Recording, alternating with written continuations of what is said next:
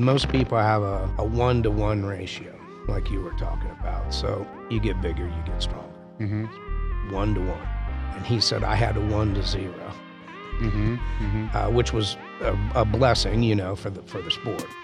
I could get stronger without getting any bigger.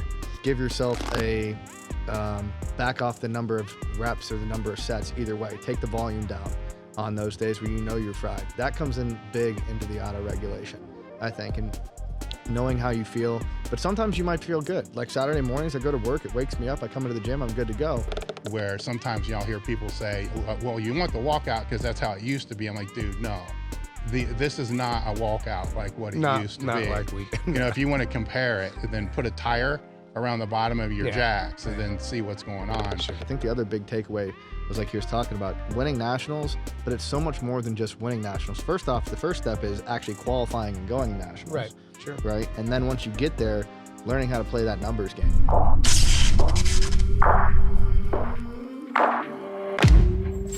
Our guest today is Doug Heath. We had him before. You guys liked him, so we brought him back. I got questions for him that you guys wanted me to ask, and we're just going to kind of see how the conversation goes.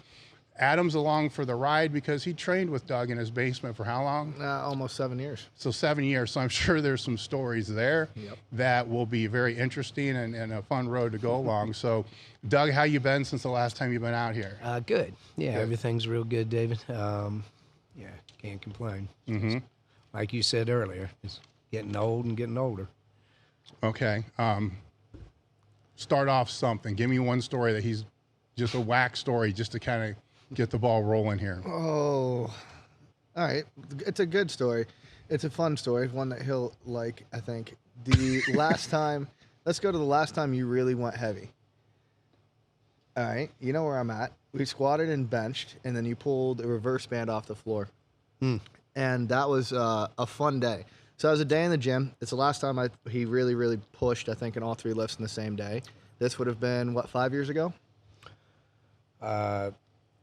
6 now. Okay, good. See, he's testing my memory. 6 years ago. And we did a full meet day. And do you remember how the lift went before your last and final attempt on the squat? On the squat? Yeah. No. Okay.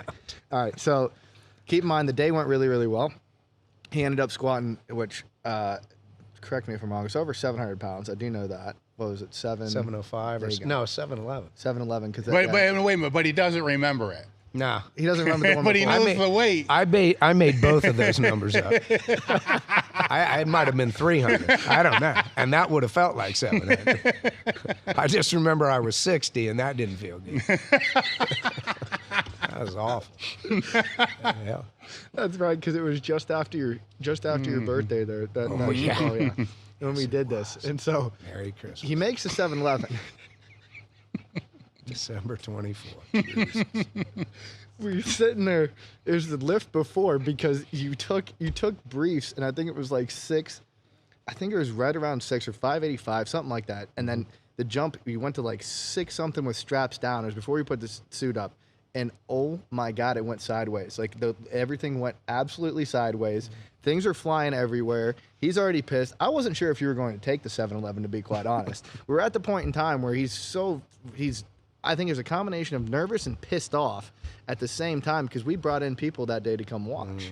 And we had a half a basement full of people. Yes, we did. Usually there's like 6 people. We ended up having, I think there's like 20 people there that day. Probably about that, right? And so then everything's kind of already off the rails. It comes back and is one of these comeback movements. Smokes 711, buries it first off. And I was already pissed off because he buried it because I said up and he kept going down, which will correlate to something later. It's extremely entertaining. Comes up and smokes it. Goes over to the bench. Mind you, he'd never been in a poly shirt. Never. Not one time. Benches in a poly shirt. He's been in a denim or a canvas. And for people who don't know geared lifting, denim and canvas is really how shirts kind of started. Really what it evolved to, I guess we could say. And I don't even think to this day, you're still in that canvas shirt, aren't you? Yeah, when I put one on. Yeah. Okay, so Sure is easy to get on. yeah, slide on, slide off. The reason I wear it.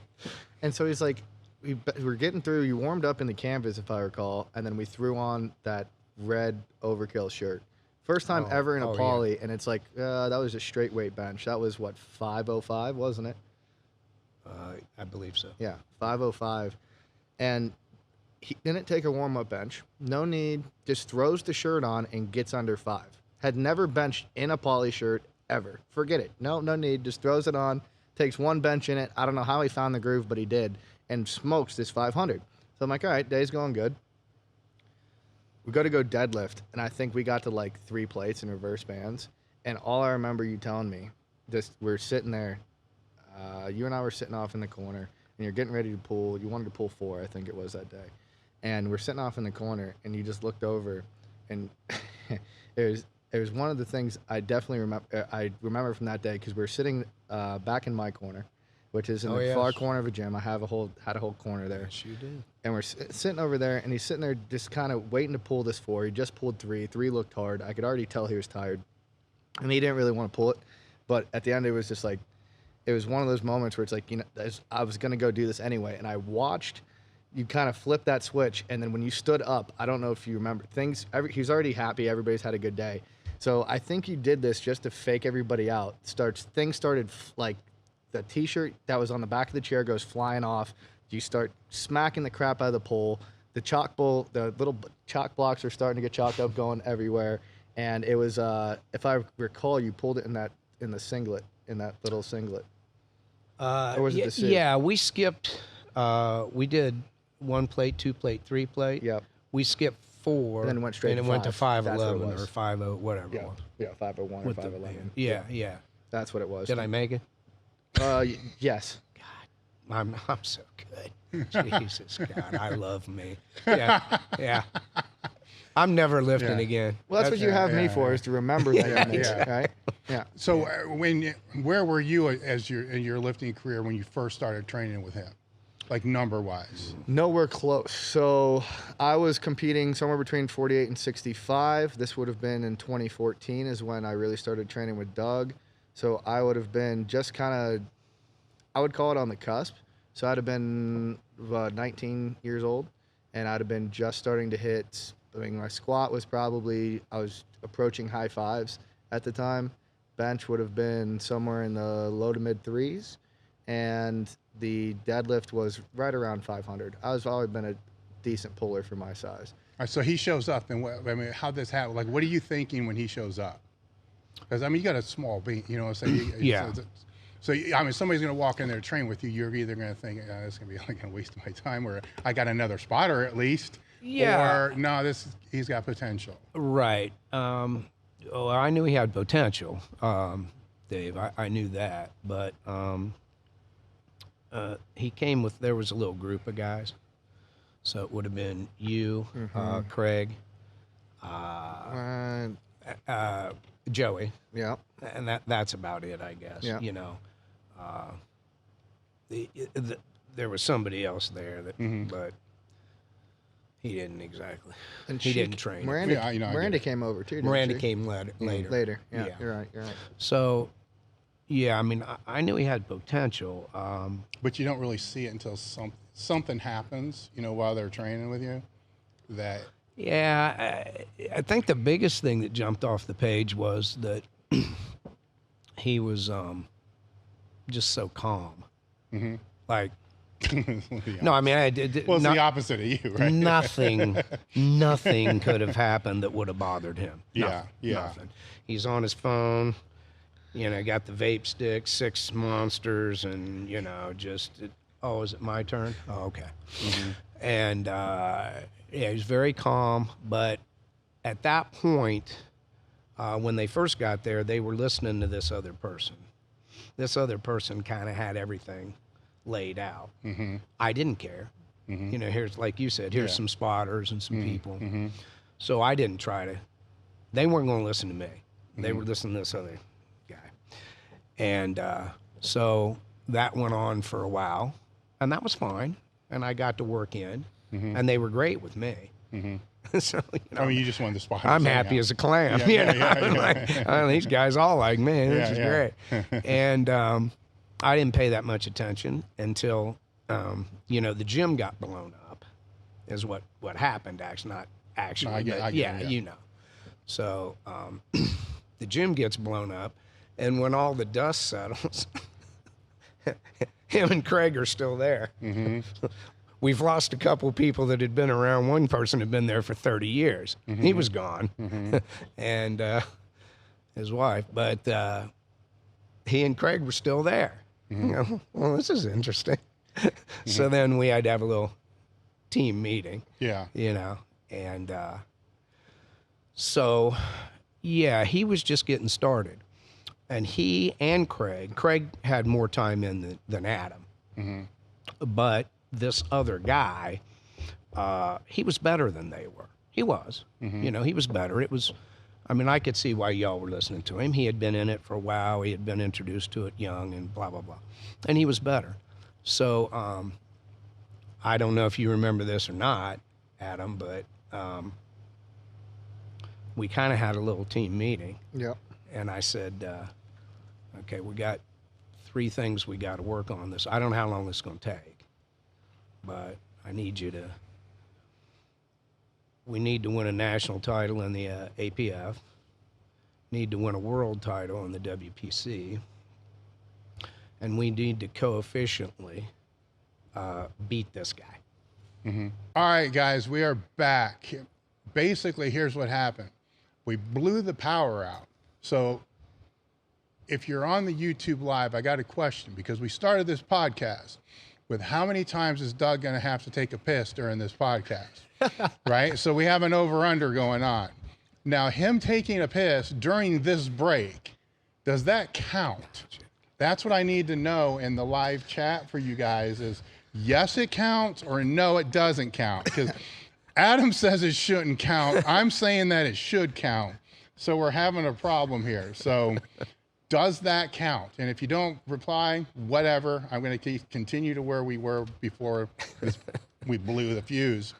Anyhow, what you were saying is you had to have a heart-to-heart with these guys, because there's only a few of them. Right. And there were 3 things that you wanted them to accomplish. You know, the first one was win a national champion. The second kind of falls with that, because you don't go to the world. I guess you can go second place. Yeah.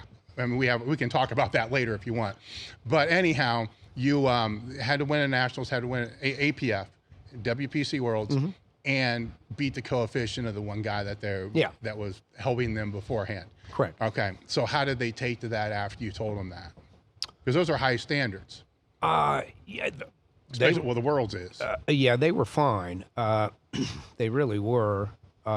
Craig, now your memory's better than mine, so if I'm lying here, you kick in. But Craig had been to a senior nationals, right? He did. Yeah. So he, you know, he had went out there and I believe got second to Jim Grandick. Okay. So Craig had been to one. So, you know, he wanted to get back and so on and so forth. And Adam, what you had been to something AWPC. I won the AWPC Nationals and Worlds in 15. in 15. Okay. But you hadn't been on the next level. No, Okay. I hadn't taken that turn yet, because that was our first endeavor into that turn in 16. Right. Okay. Yeah. So, yeah, those were the things that, you know, I was hoping for from a competitive standpoint. Like, and so, yeah, they took to it really well. I thought. And the first thing was, I mean, I don't know his recollection or what he's going to say, but I never really coached too much, Dave, until I retired, which my last meet was 09. What he was talking about wasn't really a meet. We were doing stuff in the basement, and I was trying to see what I could do at 60. No, I get that. Yeah, you understand. I do that Yeah. stupid shit So all the I was time. trying to, yeah, exactly. And it just gets worse every day. Yeah. Excuse me. But what I wasn't coaching, but now after I retired, I had Abe, and Abe had done the same thing. He came in, had his own agenda. I didn't say anything. I was just glad to have some people, man. And he was a year in. He was not doing anything, and he just came in one day and said, "Man, I want to train with you." His name's Abe Harrod, and so, you know, and I talked about this last podcast, but I said, "Okay, I only squat twice in 3 weeks," and blah blah blah. You know, he's 20-some years old, but he he took to it really well. He did absolutely everything I did on the day, trained with me, and just figured out the percentages and so on and so forth. So, and he did win. He won the nationals. Unfortunately, didn't win the worlds. I did. You know how that goes. He got a bad call. The other guy got a good call. Those things happen. But he was second. But he did real well. And what meet was it, Adam?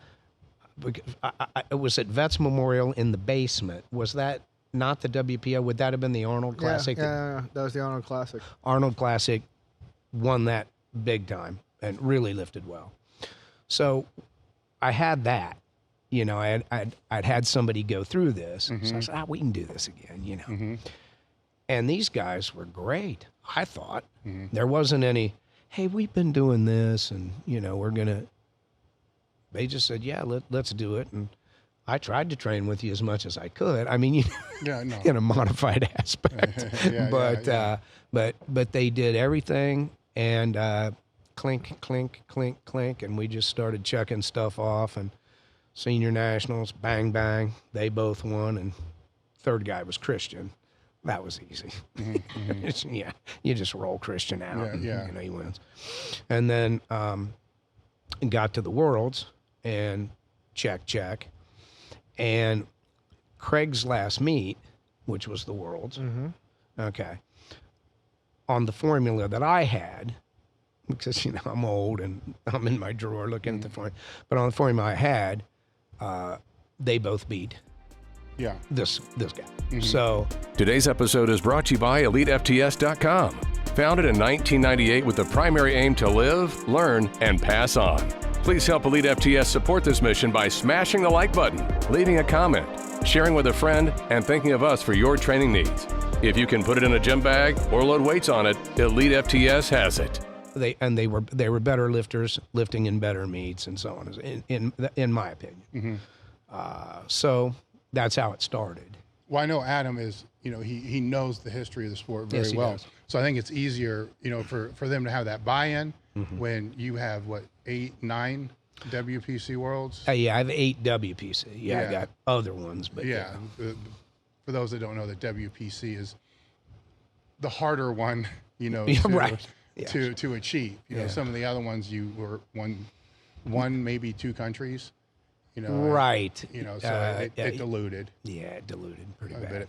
I guess this kind of goes for both you guys because there's a lot of questions kind of just around this one issue is, I don't want to say how do you get stronger, but it's how do you progress when you're trying to stay within the same weight range, right? So yes, you have a weight class. Yes, there's going to be fluctuations. With that though, I think sometimes people forget that fluctuation, even if it is 132, 148 or whatever it is, it's not what people think. They think that you're like living at this 132. I mean, what I'm saying? There's weight cuts, which we'll talk about all that, but there still is I would say a 20-pound, correct me if I'm wrong, fluctuation plus or minus, for whatever that is, it just tightens up. But you're still limited, which what I've seen with, Brian Schwab's a good example because of a long career. You keep pushing, you keep staying in one weight class. You can only really do it for so long because your lean body mass gets so high, you don't have the body fat, and that's when things get really, I call it kind of crumbly. The progress is really hard to make. You can't really add any more muscle because you can't get any leaner than what you really are. And there's that, well, you guys both know that time you just have to go up. But there's a big time between when you have to go up. So when you're trying to manage that weight class, do you pull back on the higher repetition work, the hypertrophy work? How do you go about trying to manage that weight class but still progress in that class without, the easy route is just keep gaining weight, like Louie would say, just, keep gaining weight. And then when you don't make progress, drop a class. Bulk up or shut up. Yeah, exactly. So. You want to go first on that one? Yeah, sure. I'll kind of handle that from my perspective. So for me, obviously with powerlifting, I think they have a lot of people have it backwards. A lot of it's joint, ligament, and tendon strength.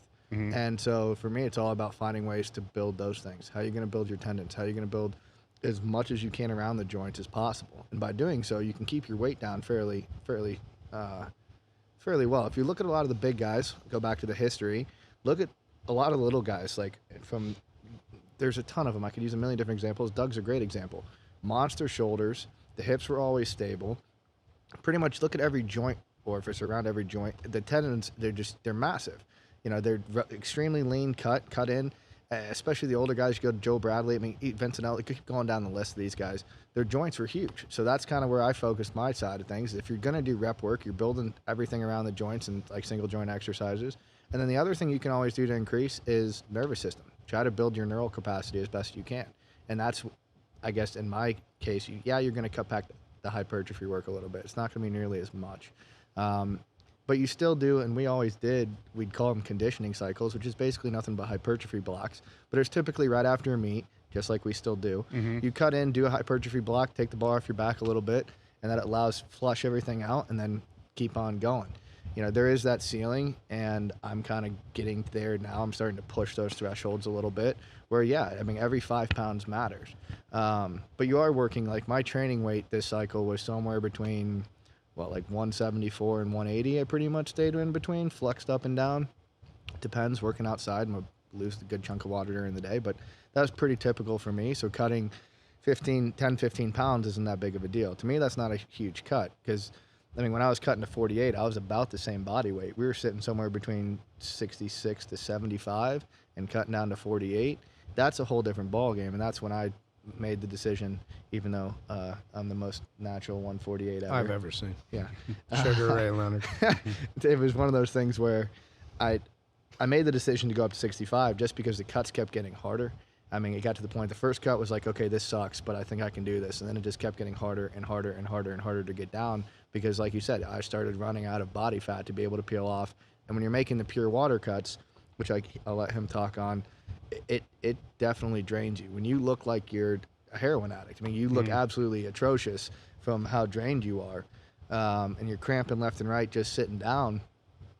That was the indicator for me, like, okay, this is time for me to go up because the meat suffered, the numbers suffered. That's when I made the decision to move up a class, was simply because the cuts were just getting too brutal and it was too much of a percent. I mean, I was cutting, anywhere between 12 and 14% body mass just to get down, and that was where you kind of get in the danger zone. What about yourself? Well, Jimmy Seitzer one time explained, and I know I said this on the last podcast, I apologize, but this is where it came from.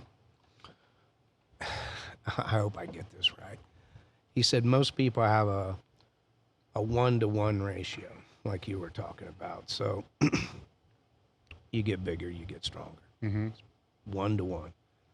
And he said I had a 1-to-0, which was a blessing, you know, for the sport. I could get stronger without getting any bigger. My genetics, well, first of all, you know, Adam looks like a basketball player next to me. You know what I mean? As short as I am. So, and I just couldn't get big enough. I usually weighed 52 and went down to 32. Wasn't any fun, but there was nobody back then, Dave. Even when we had 24-hour weigh-ins, there was nobody that I talked to, not one guy that was good. You know, the Bob Wall and Jim Finch and, you know, on and on and on, all the top 48s and Torrens and the other guys. I'm always going to forget somebody, I'm sorry. Yeah. But nobody didn't weigh over 160. They all did, every one of them. And I had never even got close to that. So there wasn't any really reason for me. Now, what he was describing when I was 114, I grew out of that. And I was a decent 114. I really was. I was pretty good. And then I became the world's worst 123. You know, and it was just terrible class for me. Went to 32. For the first time, I was getting bigger, a 1-to-1 type of deal. Yeah. But I couldn't get past 152. When I went up to 148, I knew what I had to get to. I just stopped at 157. I mean, I just couldn't get any heavier than that without just caking it up. So at 150, and I was okay at 48. I was all right. But for me, we just did the two things. There was a power, you know, you had 3 meets a year, power cycle, conditioning cycle. And we didn't have, and during the conditioning cycle, for whatever reason, it wasn't unusual for me to be a little bit heavier. I don't know why. Just doing whatever I was doing, more reps. I don't know what the hell. But I might get a little bit heavier towards the end of the power cycle, even before I started my drop, you know, when the reps are really coming down and stuff. I wasn't the only one. Brett did that. Brett Stager that I told you about, every time. Brett was always going to be a full 275, never was close. He'd be in the 260s, but he would start, he was the first one I noticed, would lose some weight getting ready for a meet. So I didn't lose a lot, but I would pull back and everything. But and Adam's right. I mean, I looked like he was describing. I looked bad and stuff, but it was just part of the deal. Because if you think about it, the first class is 114. You got 9 pounds to 23, 9 pounds to 32. 32 to 48 is the first 16. It's a 16 and a half pound jump. That's a lot for a little guy. That's a ton. So had it been another 9, I would have progressed into that. Yeah. I wasn't trying to hide from anybody. I mean, my God, Lamar Gant was a 132. You know? I mean, if you're gonna hide, I should have been eating cake, you know. Yeah. But you know, so that's the way that went. I did that. Is that a? No, I mean, it's I agree, because before I came to Westside, I was training more linear in that approach. It was the same thing, you know. So I would most of the time, like, weight classes were 242, and I would kind of come in off of that conditioning period, like 255, 252. Never had to worry about cutting weight, because as the reps drop and the weight goes up, the accessories come out a little bit. Maybe I become a little more cognitive on what I'm eating compared to before, but never had to worry about it. It just kind of came right down into that. And I think some of it is, like I said, I think it's the two things. You pull some of that higher rep stuff out, it becomes more focused, so your volume drops. Sure. But I also think subconsciously we're all like, yeah, you know, maybe I ought to just not eat that. You know, it's because you know what's coming. Oh yeah. And the final drop, I mean, for you guys was radical. For me, it was not a big deal. But it's still for me, 5 pounds sucked, you know, so it was, you know what I'm saying? So I'm like, if I can make it so it's just 5 pounds, I'm sorry, 10 pounds sucked. If I can make it so it's just 5 pounds, I can like sweat that, shit that, and I'm done. You know, 10, 15 pounds, like, oh, this is going to fuck up my, you know, so I think some of it was with that. I want to kind of go through, because a lot of the questions that, you know, Adam may get there, I get now, it's all kind of like gear related, right? So I'm going to go way back, because you started way before me, right? So 76 yeah, was my so first when meet. your first meet, when you were started, I kind of just made a list of some of the things that evolved over a period of time. So your first meet, you're using like squat stands, you know, wooden platforms, and the squat stands a lot of times had frickin' tires for the base, so you kind of had to walk out, you know, around the tire, and then kind of step out. And then some of the first real changes that I can remember, there may be some that you'll remember before this, were going from, you know, a round system, you know, to flights, you know, where people who don't know the history of the sport don't understand, you know, the weight, the bar would be loaded, and then the weight never came down. You know, so me just getting into the sport, I followed myself a lot, because I sucked. Where, you know, I remember Matt Dimmel following himself a lot on the squat, because it was so high. You know, so that was a big pivot to be able to go, because actually it changed strategy too, because sometimes you had to like pick your weights a little different, or if you had a bigger team, like you blacks, you got the black shirt, you might stick somebody in there that may not even be training for the meet, but it just provides a little bit of rest, you know, to go in there. So when that hit, or that change hit, I was so young, I didn't know anything. You know, I just, whatever. It's like, this is weird now. I got to wait 20 minutes. Like, what the fuck? How do I train for that? Do I need to train with 20-minute rest periods? From the higher end competitor side, what was the narrative between all you guys? Did you think that was a good change? Did you think it was a bad change? Did some people think this is bullshit? Because my world, I mean, think about it. If you're a lighter guy, you're closer to following yourself. So it's like, this is bullshit, because now, you know, anybody who breaks my record doesn't have to do it within 10 minutes. Right. They get 20-minute rest. I can only speak for myself because again, I was, and I don't want to mislead anybody. You know my history, but I didn't leave Westside because it wasn't Westside. I left Louie's house. No, I get it. Yeah. In his gym. So I was in my little cocoon, as you call it, and that was spot on. Yeah, I mean, but when you're still competing with the well, other when I see competitors. guys, we didn't kibitz, It's not like everybody hated each other. Yeah, yeah. But man, everybody was from all around, didn't know everybody. So from my perspective, it was really great. Okay. For me. Yeah. Because I don't know if he got this from me, but I'm liable to take 20 minutes telling a story No, I in mean, between. that's what I'm saying. So I was used to that, and it did cut out having to fight because you had 1 minute. If you followed yourself, you had 3. Yeah. Well, the 3 went pretty quick. They did. I mean, I was a teen at the time. You I were was a following teen. myself a lot. Yeah, the 1 minute thing, unless it was a big meet or that somebody was mad at you, they'd give you a little bit, usually a little bit. So 1 minute really was like a minute and a half or something. They're loading the bar and farting around and all that. But the 3 minutes was 3 minutes. Yeah. Because there was no change. Exactly. No weight change. Well, sometimes it would be more because if there's 4 people, between your attempt, say you picked an even number, 500. Yeah. Like everybody wants 500. So I would think, okay, 505. Okay. So I'm going to go from that 450, which everybody's going to take. Yeah. I'd make it 455, so I get all the rest of the people that are doing Oh, I 400. see. You see what I'm saying? Yeah, I do. And then everybody wants to do 500. I want to go 505. That way I get more rest. Okay. So instead of that 3 minutes, I can get 10. Yeah. 8, whatever it's going to be. Yeah. So it's a little there. That's the better. strategy that kind of played into it. Yeah, the round system for me personally was great. Yeah. And it didn't take much getting used to be honest with you. And then you knew where you were at. Yeah.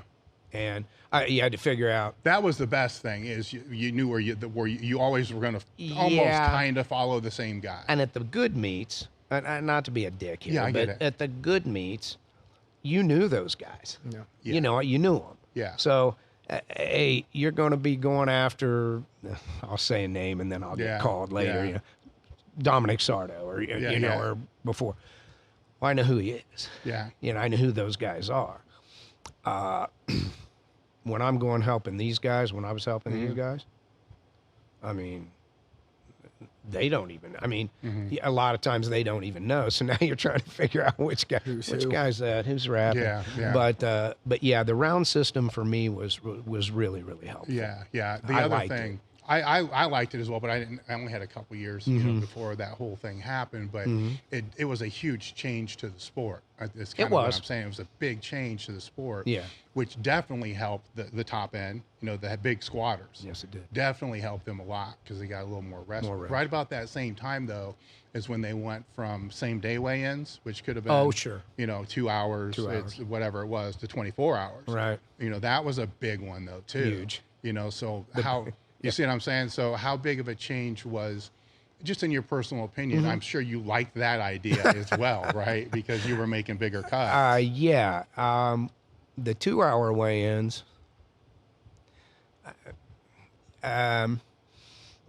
your body had this fight back mechanism, and I don't know the technical terms because I'm dumb, but there's a fight back mechanism that you'd be really surprised. So I'm wearing the Blacks t-shirt. That's what Louie and I lifted for Blacks, as you know. Yeah. Okay. John and I were making weight at a meet that was a real big breakthrough for me. I had to qualify for the senior nationals, and I had managed to crap down my leg at the Y Nationals and bomb out. It's a long story. So I had to go up to a Lake Erie District meet up in Cleveland.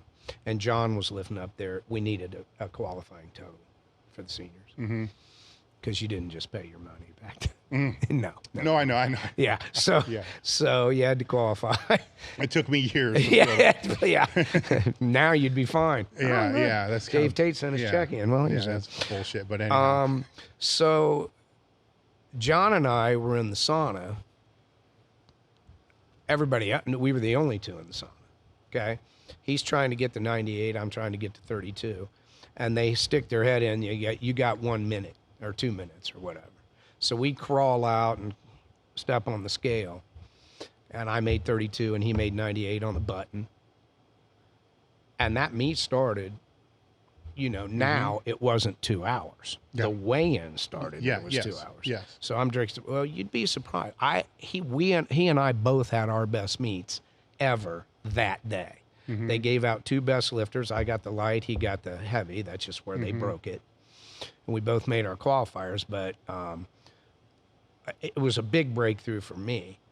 And, you know, but when there was a 2-hour weigh-in, Dave, and when you were dropping a lot of weight, there was a lot of this going on. You know, you could have a great day or not a great day. You know, I mean, that can happen now too. But Yeah.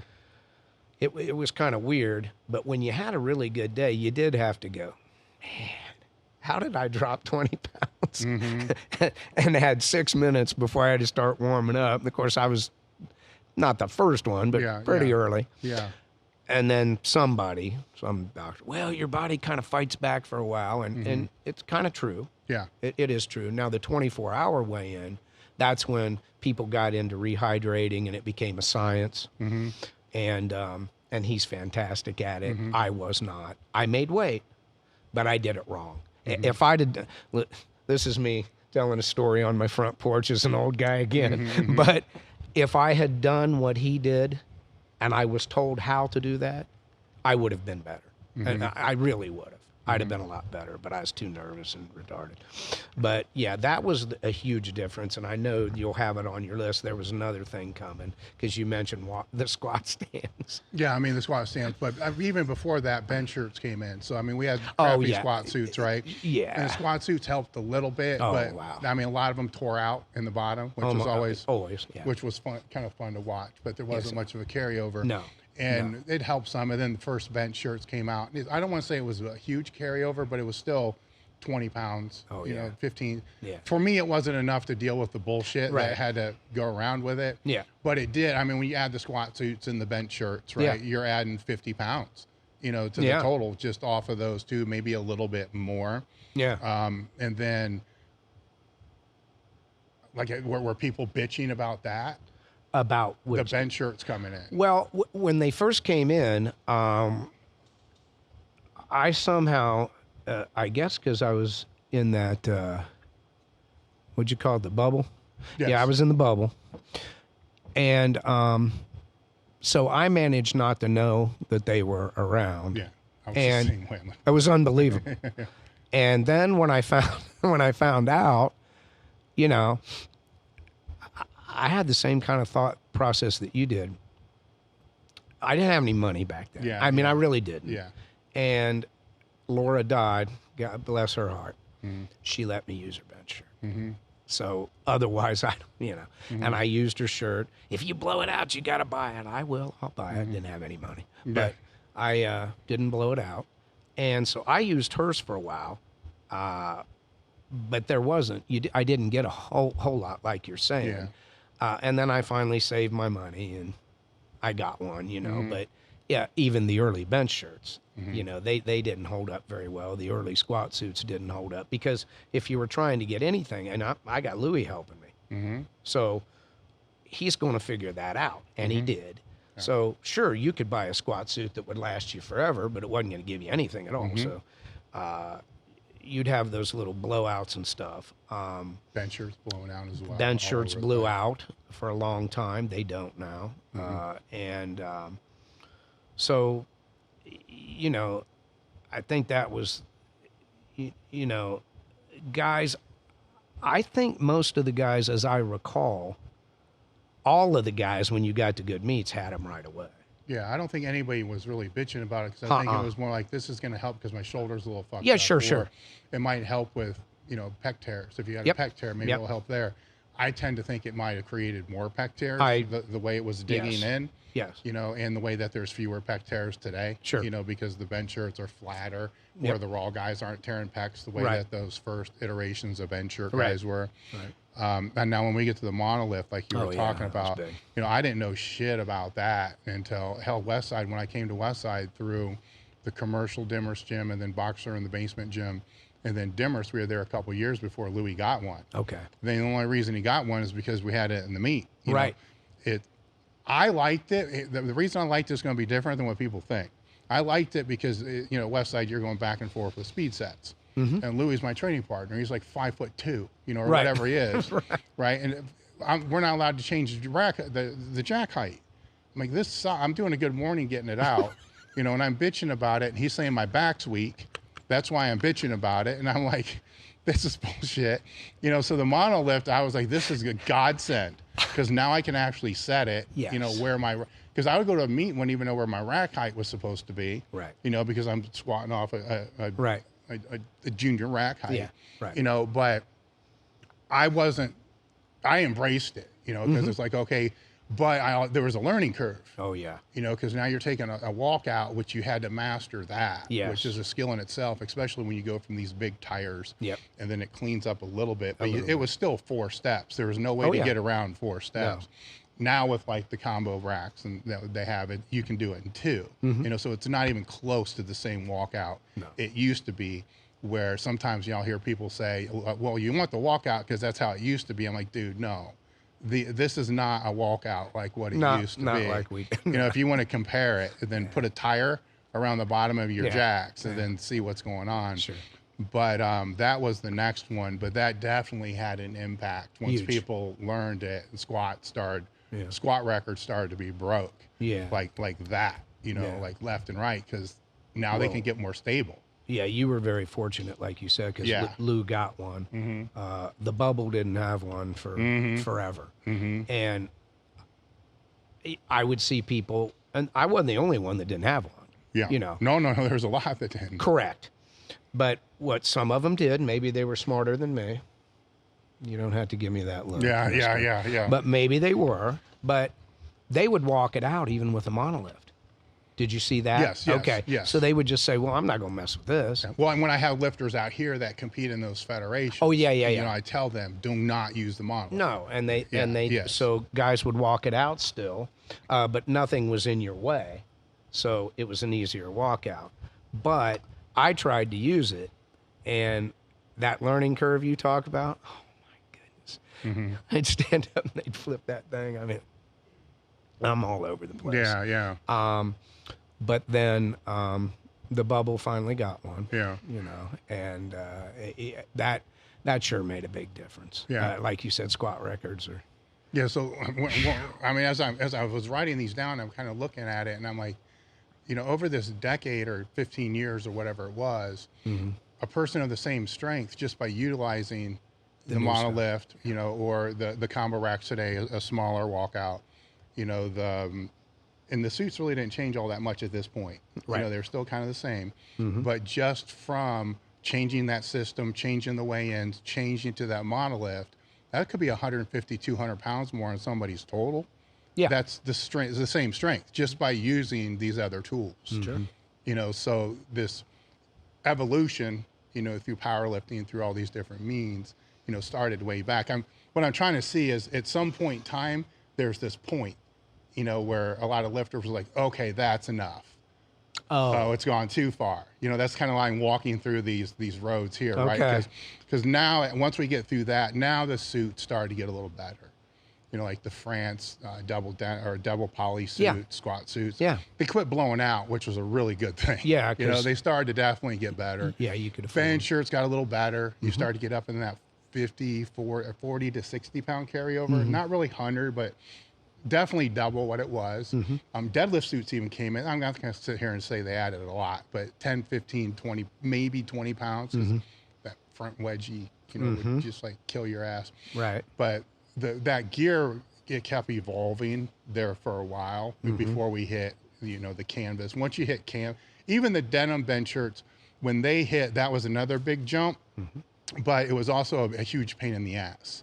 Because that learning curve on those was way different than the polys beforehand. The polys beforehand, you just suffer through the pain and it would come down. It might tear your pec in half, but it would come down. That denim was a whole nother, you know, that was a whole other ball game of trying to get that. The skills started to come in, but then the canvas, you know, would come in there, and that whole iteration, that lasted, I don't know how long. Like yourself, I'm not really good on time, but 5 years, something like that. That also had a big you know, a big increase with that, you know, jumping through there.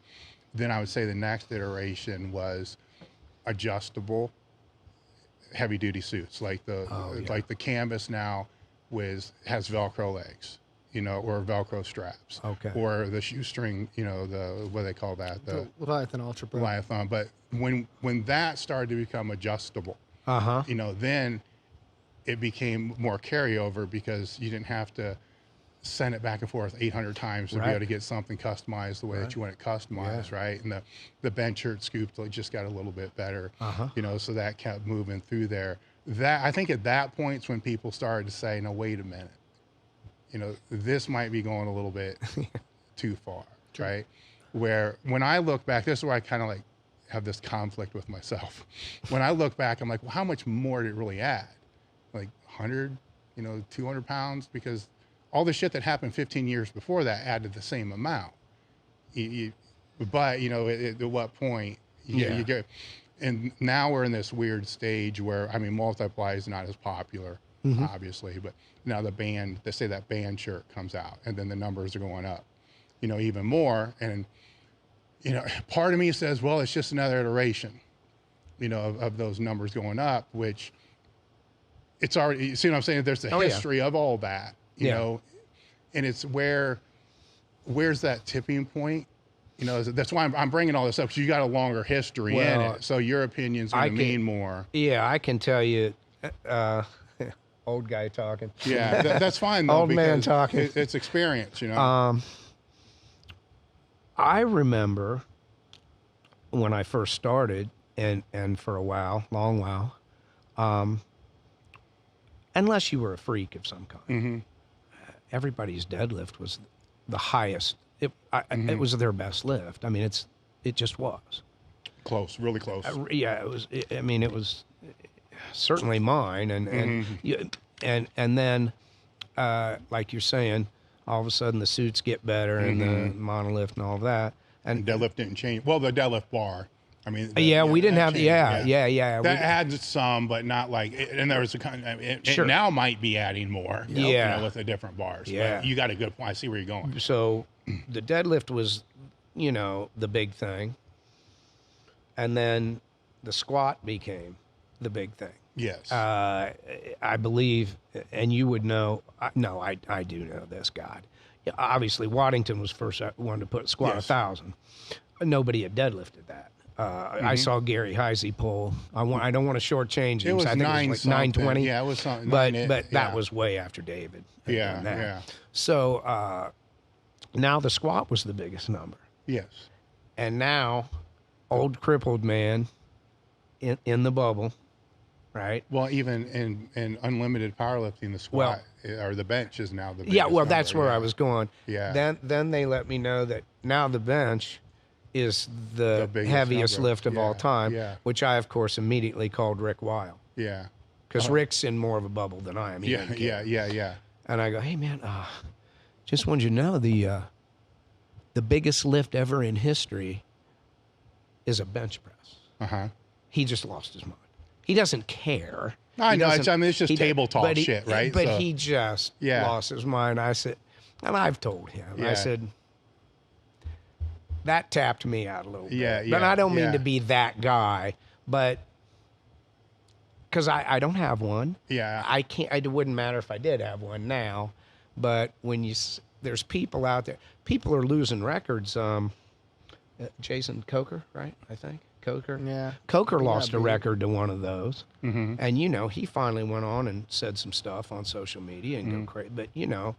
But at the same time, he broke a record of somebody that was using a shirt that performed way less than him. You see this this conflicting back and forth. It's just weird. It is really weird. But I'll tell you what Brian Carroll told me, which I didn't really think about because I always just thought of this evolution thing. You know, to get a lot out of the shirts that Coker was using and stuff like that.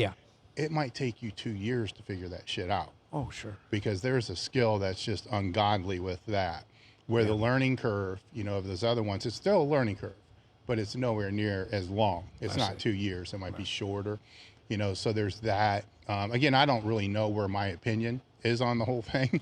You know, it's as long as it's, you know, I don't know. It's just a weird, you know what I'm saying? It's just a weird thing. You're in it right now. So, Yeah. you know, what's kind of, where do your thoughts? Should it be separate? Should it be asterisks? Should it just be embraced and say, fuck it? Because the other thing that I've seen change in the multiply is the squat depth. You know, Yes. and I don't, again, like yourself, I don't want to be that guy, because I've had squats passed that shouldn't have been passed, but not like what I'm seeing. No. But when I say that, I pause, because I'm sure there are people that were saying the same shit about, you know, mine, you know, they were about mine. Yeah. You see what I'm saying? Oh, so it's a weird conversation, but it's kind of a fun one to have. So go ahead. No, I think it should be a different class. Pretty simple in my mind. It should be an unlimited class, and if guys want to wear 6-ply squat suits, let them do it, because they're coming out in these band shirts. They are typically, the bigger benchers are 4, 5, 6, 7-ply band shirts. I don't think there's any problem with it. I just don't think you can compare it to multiply, because if you look in the WPC rule book, the multiply is only up to 2-ply, or technically, and their rule book is the double ply. So like the suits are technically double ply canvases, and the majority of the shirts are double ply shirts. There are triple ply shirts out there, but I think that should be the standard. Like the multiply should be just that. It should be keep it separate, and I think that's how you keep it fair, and then people can make that choice to go to the unlimited, the multiply, and single ply. Just make it another subcategory. Why not? You've already got 52 different subcategories. Yeah. I mean, what I used to think with the gear, like I didn't really give a shit how many layers, because if the judging is if the judging is solid, right, you can put on 4 layers of a squat suit, you ain't breaking parallel. Yep. Yeah, I mean, now if they let it go, you know, 8 inches above parallel, yeah. But I think even today, with all the gear that they have, if they put them in there, you know, just, to me, parallel, you know this, to me, parallel is the hip joint to the knee. I don't like that crease thing, because it kind of robs, you know, really skinny guys, and it kind of robs really, really, really big super heavyweights, because how in the hell are they ever going to, we used to have this guy named Tilt, you know, that was at Westside. He was bigger than hell, just giant. I had him one time sit on a Pepsi can, you know, and it's, if I was to judge based upon the crease, he would not have passed. Right. His ass could have hit the floor and it still wouldn't have broke.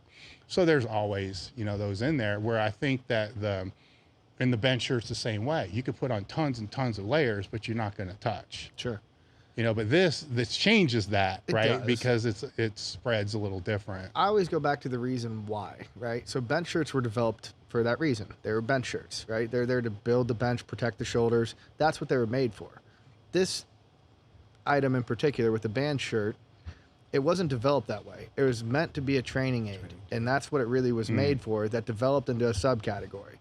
That's where I have the only issue with it, because you got to go back to once again, it wasn't built to even be made to be a subcategory. It wasn't made to ever be used in a meet. It kind of got thrown in there because they modified it, so on and so forth. I always like to go back to the reason why, because in my opinion, anything in life, that's usually the most important, the reason why. And it was made as a training aid. And so if you do want to use it in competition and want to go down that route, then yeah, I definitely think you have to subcategorize it, because it wasn't initially intended to be used in a competition bench press, and it wasn't made for that reason. Now they've modified it and turned it into that, which is fine. I don't have any problem with people using it, but I don't think it should be held under the same classifications of like a multiply bench, because if you're in like a poly shirt and you're benching in a poly or a denim, and all the guys that have done it for the last 20 plus years in polys and denims, I don't think you can put that in the same category. Yeah, I'm all for that. I mean, you'll like this. I think they should have, you know, a high safety squat bar, squat. Okay, box, like high box safety squat bar. Yes. Right. Yes. A 1 or 2 board press. Yes. And deadlifting off boxes. Certainly. Just for washed up meatheads like us, because we can do all that shit. We can do No, that. sure. Right? That should be like its own thing I'm as still well. in. Why are we not done this yet? Well, I'm kind of doing it, you know, Yeah. but I, you know, so now to pivot off of this, there's one question that I always get this question, and it came back to you, but I'm going to kind of tie it into one overall question, because it goes both ways, is how did you manage your training with shift work, you know, as working in the fire department?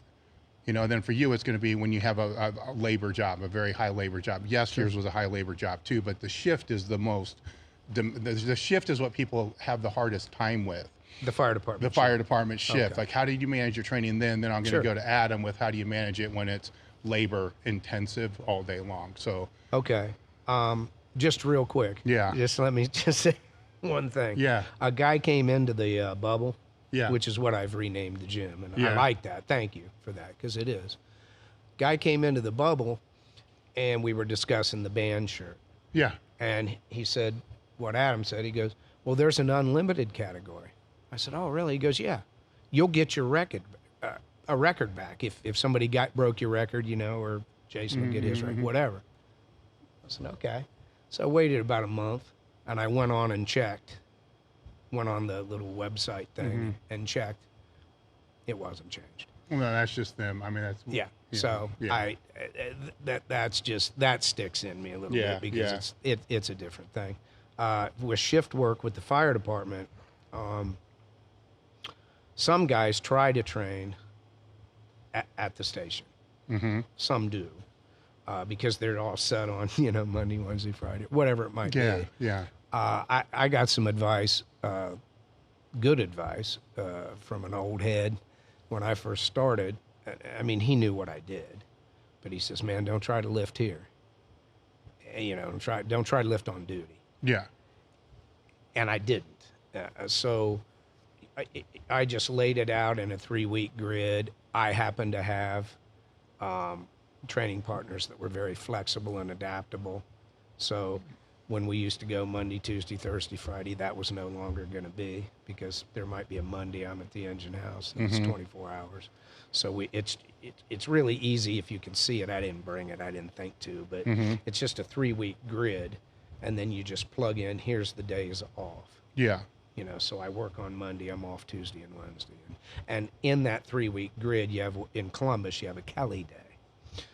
Kelly Day is to balance out the hours so they don't have to pay you overtime, is what they tell me. I don't know. Yeah. So, you know, when you start out, you get a Tuesday or a Thursday or some shit. And then when you've been there forever, you'll have a Saturday. But, so I always just, okay, here's my Kelly Day. So that's going to be a squat day. Yeah. You know, or whatever the most important day is to you. Yeah. That's going to be that. And then I build off of it. And so, How's the Kelly Day different than the other days? Is it just guaranteed? my unit day. So, in a 3-week span, you're only going to work one Monday out of 3. Your unit. 1 Tuesday, 1 Wednesday. Okay. So say you have a Monday Kelly Day, for instance. You won't work it if it's your Kelly Day. That's yours. That's off. Your crew's there, but you're not. I get you. So that's how I built that day. So that's the first day. That's the squat. And then you just build everything off of it. And it's really pretty easy. Yeah. Like I said, if it's, you know, but you have to have some flexible people, you know, that aren't, and I really did. I like what you just said, because it reminded, because I've had this conversation with other people, is they lay the squat out first. Like first they lay out what days they have on and off, then they plug the squat in. Right. You know, because it's the hardest to recover from, and it's one you need spotters for, and there's other variables like the bench, the deadlift, whatever. You know, you can do that anywhere, right? But but it just clicked when you said that everybody that I've ever asked this to, that's the one variable that's always been the same. Sure. You know, other ones are, I need a day after the day off, you know, and that's all irrelevant, you know, not relevant to me, right? It's just being consistent with whatever that is. Now with the labor part, you know, so you're on your feet, you know, 20,000 steps a day or something in the sun and all that. So how you go about managing that? So that's a little bit different because for me, I do work 5.5, 6 days a week, whatever you want to call it. The big thing's recovery and taking advantage of everything you can to do to recover. So I do a lot more recovery modalities probably than most people. Sleep when I can, which isn't much, and it's a challenge there. But from a, you know, if you're out digging ditches all day, if you've never done that, you should try it sometime. And then you got to come in at night and train. So like out here, I work during the week. You know, typically I'd be at work now. You're sitting in one of those things where you're out in the hot sun all day, you're digging ditches, you're doing whatever, doing some type of labor-intensive job. You have to really auto-regulate when you come into the gym. So you got to know when to push, what to push on, because you can blow something off real fast. And I have gotten hurt a couple of times doing that. Coming in on a squat day, I have to work Saturday mornings. It's what it is. You come in, you've already walked, you're 12,000 steps deep because I had to mow a greens loop and do this, that, and the other. You've got to know you're going to have to back off. It's just what it is. Or take more time, the bigger rest periods, the give yourself a back off the number of reps or the number of sets either way. Take the volume down on those days where you know you're fried. That comes in big into the auto regulation, I think, and knowing how you feel. But sometimes you might feel good. Like Saturday mornings, I go to work, it wakes me up, I come into the gym, I'm good to go. The only problem is you got to think about how much energy you've already exerted throughout the morning, and in my opinion, you're at a way higher potential for injury when you start pushing that 90% threshold. So for me, on those days where I'm pushing that 90% threshold, I know I've either got to take that day off or I'm going to have to modify what I'm doing at work, find a way to stay out of the sun, to stay out of what I need to do in order to be able to train at that capacity. So knowing what you have coming up is going to allow me to plan for ahead of the time at work. But if you can't help it and you're stuck out, whatever, doing asphalt or doing concrete, those type of jobs are tough. I've done a lot of asphalt and concrete between this winter and this spring, tons, literal tons. And the biggest thing I knew was either do it on a day that I wasn't training, or if I had to train that night, then those days are going to be tapered, and you're going to have to find a way to maximize what you can out of that training session without tearing yourself up. Mm-hmm. It just becomes I call it a feel thing. Auto regulation, it's a feel thing. You got to know when to push and when to pull back. Mm-hmm. And sometimes those nights you've got to pull back. As much as you might want to push, pushing is typically not the right answer after you've been out working a 16-hour day in the sun. It's not going to work. That's just setting yourself up for failure at that point. So, yeah, and I also think that people, the only way to really learn that is to do it. Is they have to do it. Yeah. So the people asking the questions, a lot of the times I want to say you're going to know when you overdo it, but the problem is you get stuck in that mindset. You still think you have to do it. Sure. So, I think what you're saying is don't get stuck in that mindset, be smart about it, Correct. Dial it back. Oh, and with that, what you just said, you do have to go through it though. Yeah. A lot of what we try to do through educating is keep people from making those same mistakes. I think that's one of those things that you have to push yourself to that threshold, just like what you do with the Train Your Ass Off, teaching people how to push themselves to that next level. It's the same kind of thing. You don't really understand what that is until you've been there and know what that feels like. Because how are you supposed to know how hard to push yourself on a day where you've worked like that if you've never done that before and actually push yourself to that breaking point? Now, I'm not saying go blow a hamstring off or anything like that, but get to the point where you're fried for 3 days. Oh, yeah, and you're going to know your training sucks. Exactly. It's going to be I'm real sure apparent. Even when you were in the department, you knew. If you had a work day where you're just busting ass all day, and you're like, you know what, I got to do this. Yeah. You can only do that so many times. Well, you kept probably doing it, but you can only do it so many times where you're like, maybe I need to back it down, a little bit. Yeah. When thinking of meets, right? So what are some of the funniest things that you've seen happen in a meet or in meets that you've done, dude? Just crazy ass shit that you've seen. I mean, I can pull up. Actually, I can be more specific here. I could actually just randomly pick, because you got like 100 meets on here. When I go through here, there's like a ton of meets on here. What's some of the craziest shit that you've seen? Not lift wise, just funny, stupid things. You don't need to mention anybody's name. Well,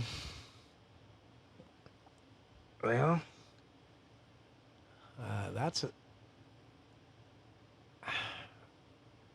I suppose one of it was kind of funny. It wasn't funny for the person that was involved. It never is. But the police showed up at a meet and came in the back door and arrested somebody, and who was in the meet. Mm-hmm.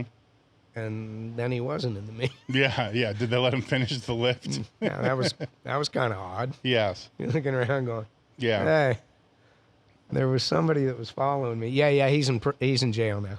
Mm-hmm. Oh, okay.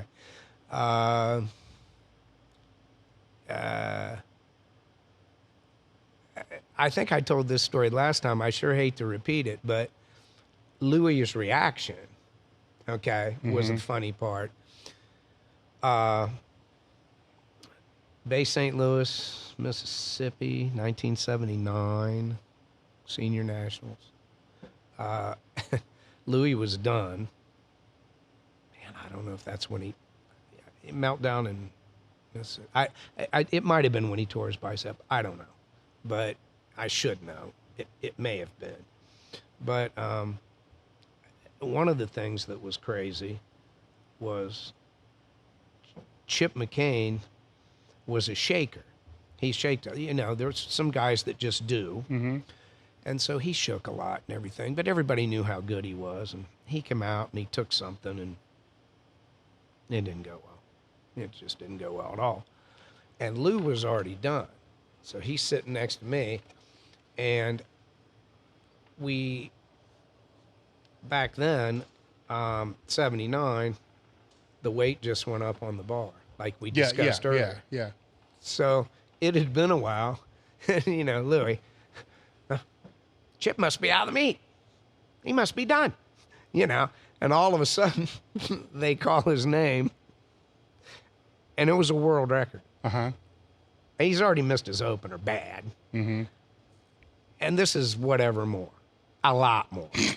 And we're sitting in the stands now, so we're not within earshot necessarily. But Louie, and he's looking around and he's like, they better back up the medic. Better have the medic ready, Yeah. And he comes out and he's got like crap shoved in his nose, not because he's not ammonia capsules, Yeah. he's bleeding. Yeah. And Lou's always got something for everything, Yeah. This is the first time I ever witnessed this. So Chip comes out and we walked him out back then. Mm-hmm. So, the shit, it's out of his nose by now and he's bleeding on himself and shaking like a leaf and everything else. And he goes down and Louie's trying to, he's backing the medic in, kind of helping him. You're going to be right here, And he just goes, I can't even move my arm as fast as he squatted that squat. Mm-hmm. and I look over at Lou, nothing. He's just like, but everybody was, instead of, Yeah. it just went silent. It just went silent. And so that was just his reaction. was funny. There was a guy that after the Lincoln, Nebraska, Junior Nationals, Lincoln, Nebraska, 70 whatever, something, 70 something. Lincoln, Nebraska shuts down during the weekends. We found that out. It's in Lou's book. Mm-hmm. He made the comment about riding in the thing and asking the cabbie where everybody was. Mm-hmm. And he said at the beach, at the lake. Yeah. Okay. Well, he's not lying. There was nobody in town, thank goodness, because this particular lifter, he bombed out, and he would have won. He was going to win that class. Mm-hmm.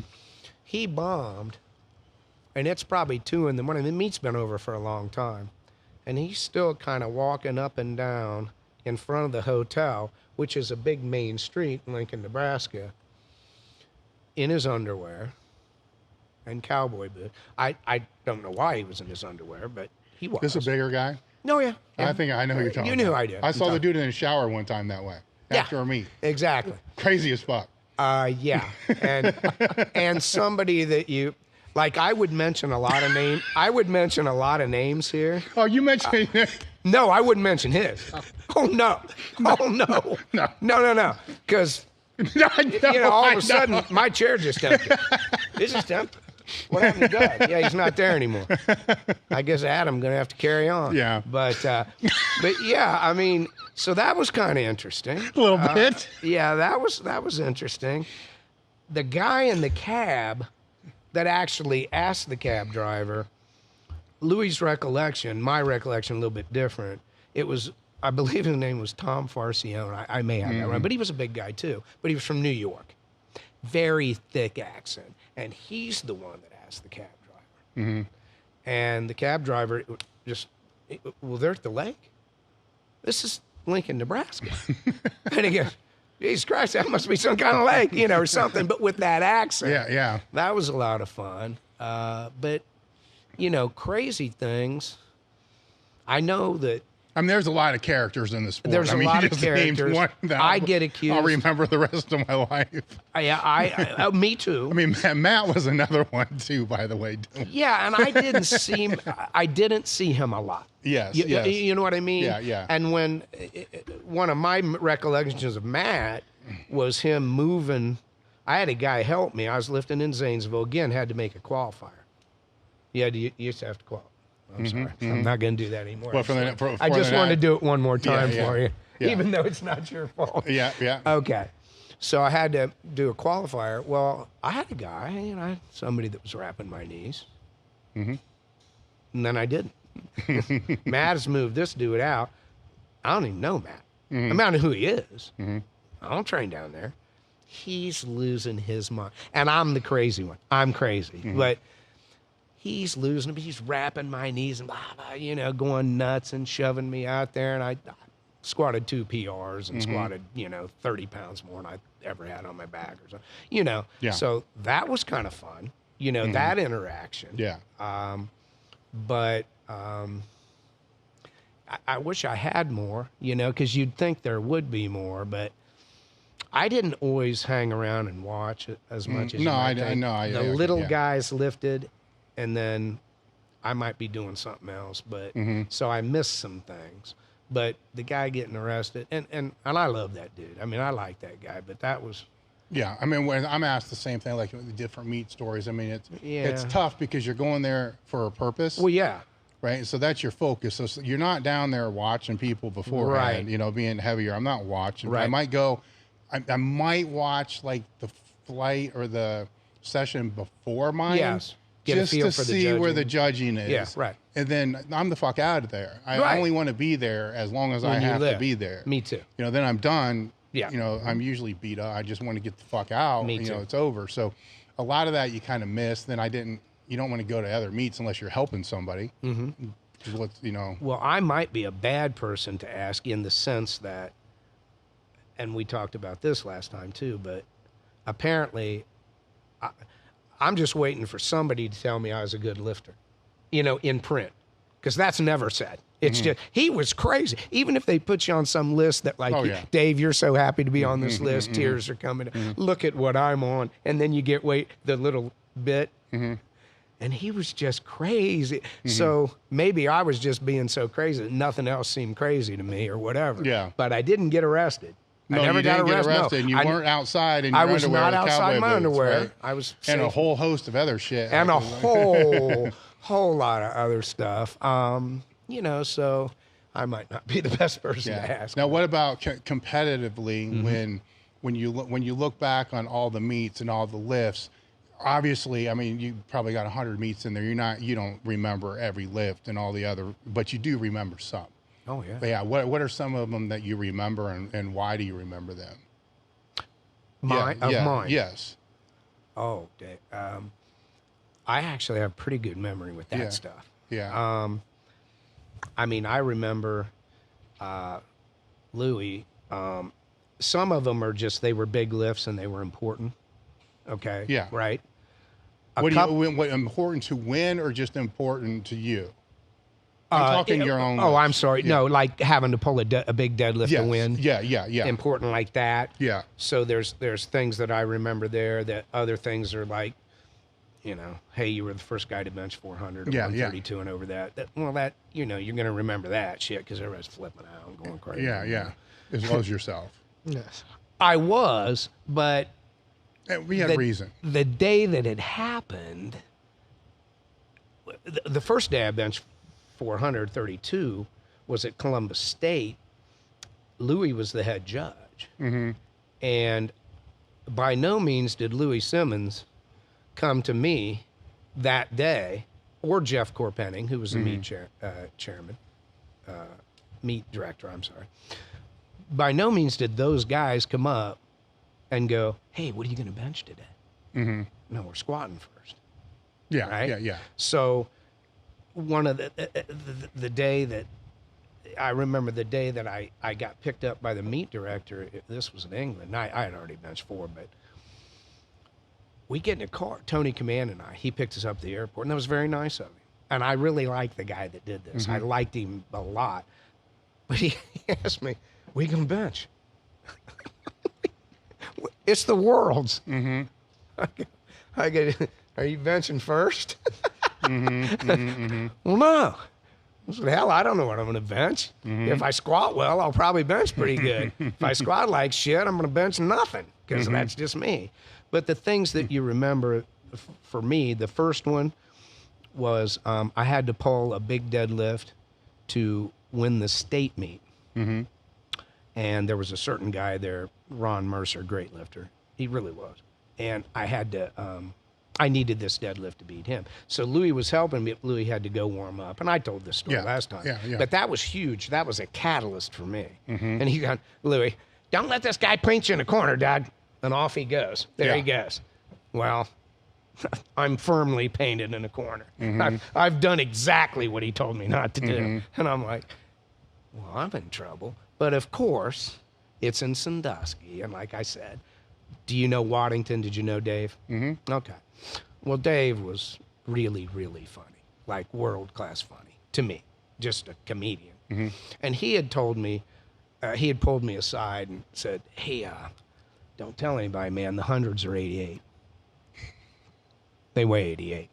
Well, I figure it's Wad, and he's kidding, and, you know, and everything.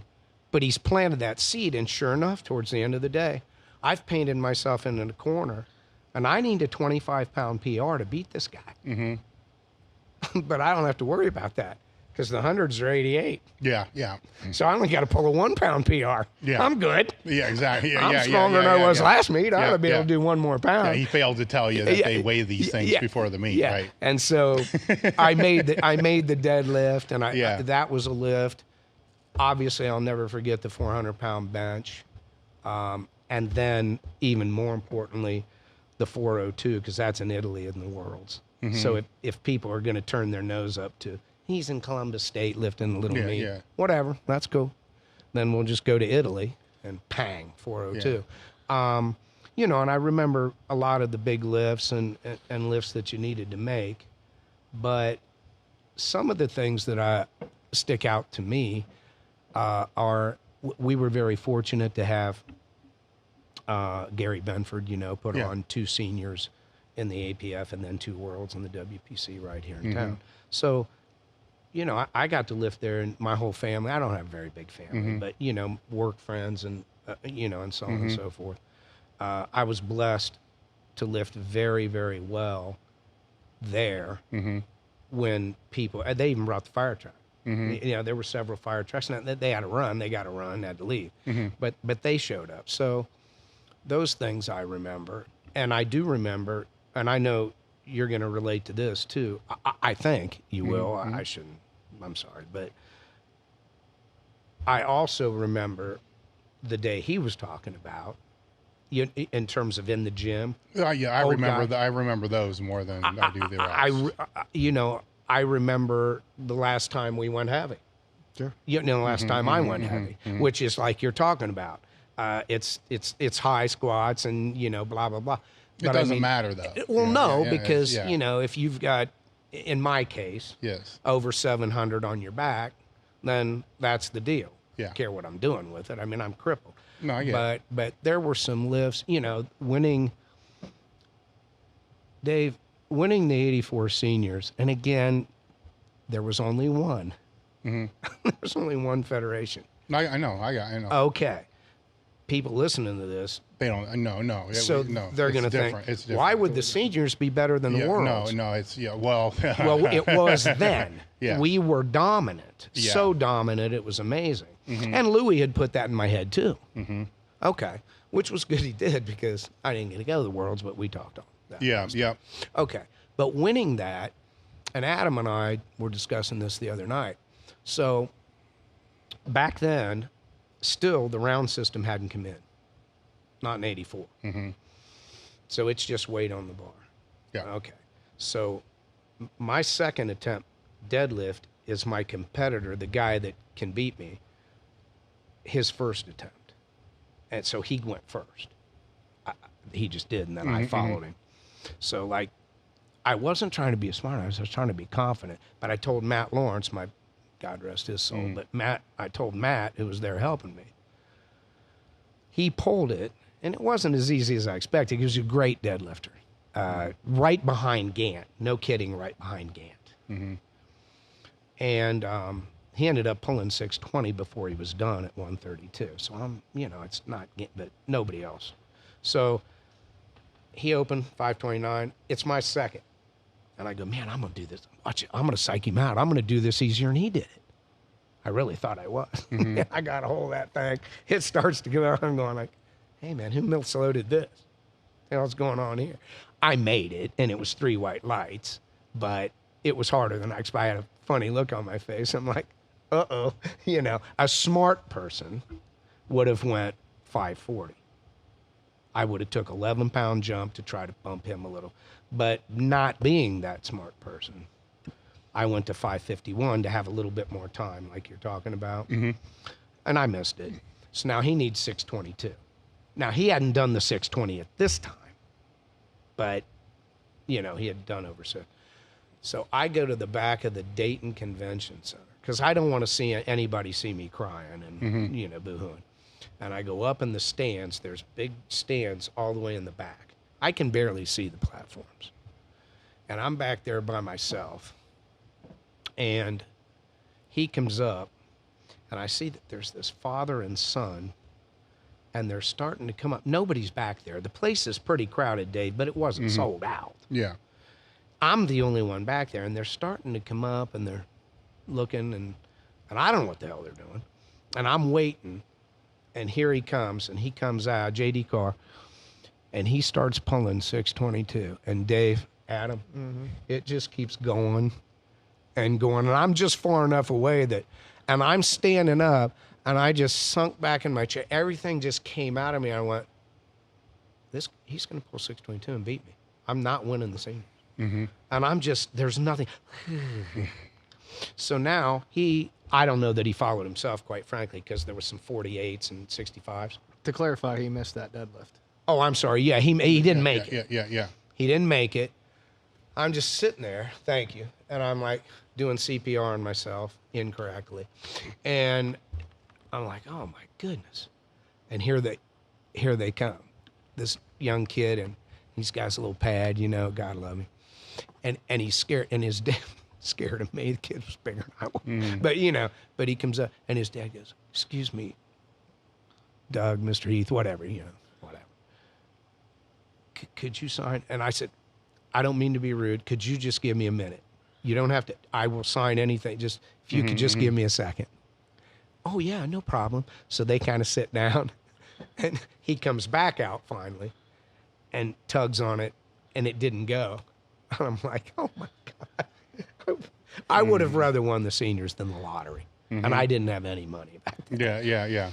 And I go down, get his book, you know, what's your name? Phil. Yeah. To Phil, best of luck. Doug Heath, 1984 senior national champion. It took me 10 minutes to sign it. Yeah. You know, so, I mean, I'll never forget that. I'll never forget winning my first Worlds. Yeah. It's the first one. You're in Africa. You know, I'll never forget that because it didn't hit me right away. What do you mean it didn't hit you right away? Well, to clarify, Cheryl went with me, and in '86, Cheryl went to the Worlds, and I told this story last time, I won't, but I didn't go with her. She went to Hawaii, and she had beaten Doris, Louie's wife, and in the Nationals, and Doris is great, but this was before Doris went into the stratosphere. And I had people there, and I knew Cheryl was going to have help, and I thought it'd be okay. And it didn't. Cheryl went 3 for 9, and Doris ended up beating her. And, okay. So I felt worse than Cheryl did. I really did. Okay. 2 years later, and this will tell you what kind of person I was versus her. 2 years later, we're going to Africa. Now, our way was paid the first year by the South African government because because of the apartheid situation. They would do anything they could to get somebody to come there. Okay, so we didn't have to pay, and I had no money. Cheryl actually took out a loan and went with me. Which, come on, you know, I didn't go with her, but that's just how great of a human being she was. She takes out a loan. She goes with me. I go through the meet, you know, I had a great day. Went 9 for 9. I knew I won. You know, it wasn't like I had to pull a big deadlift or anything. So it took me a while to hit me. my main focus was kind of her. She was out taking pictures and doing what you do out in the audience. It was on a stage in a theater. So she was kind of out there, and I had my helpers. So when it was time to get the trophies, I asked her to come back. Hey, just sit with me. And she didn't know what I was doing. I did. And so it was just about time for him to hand them out. And she goes, well, I'm going to go out and take pictures. I'm like, nah, man, I got, Joe's over there, it's cool. I kind of held her hand. I go, no, it's cool. Just sit here with me for a minute, man.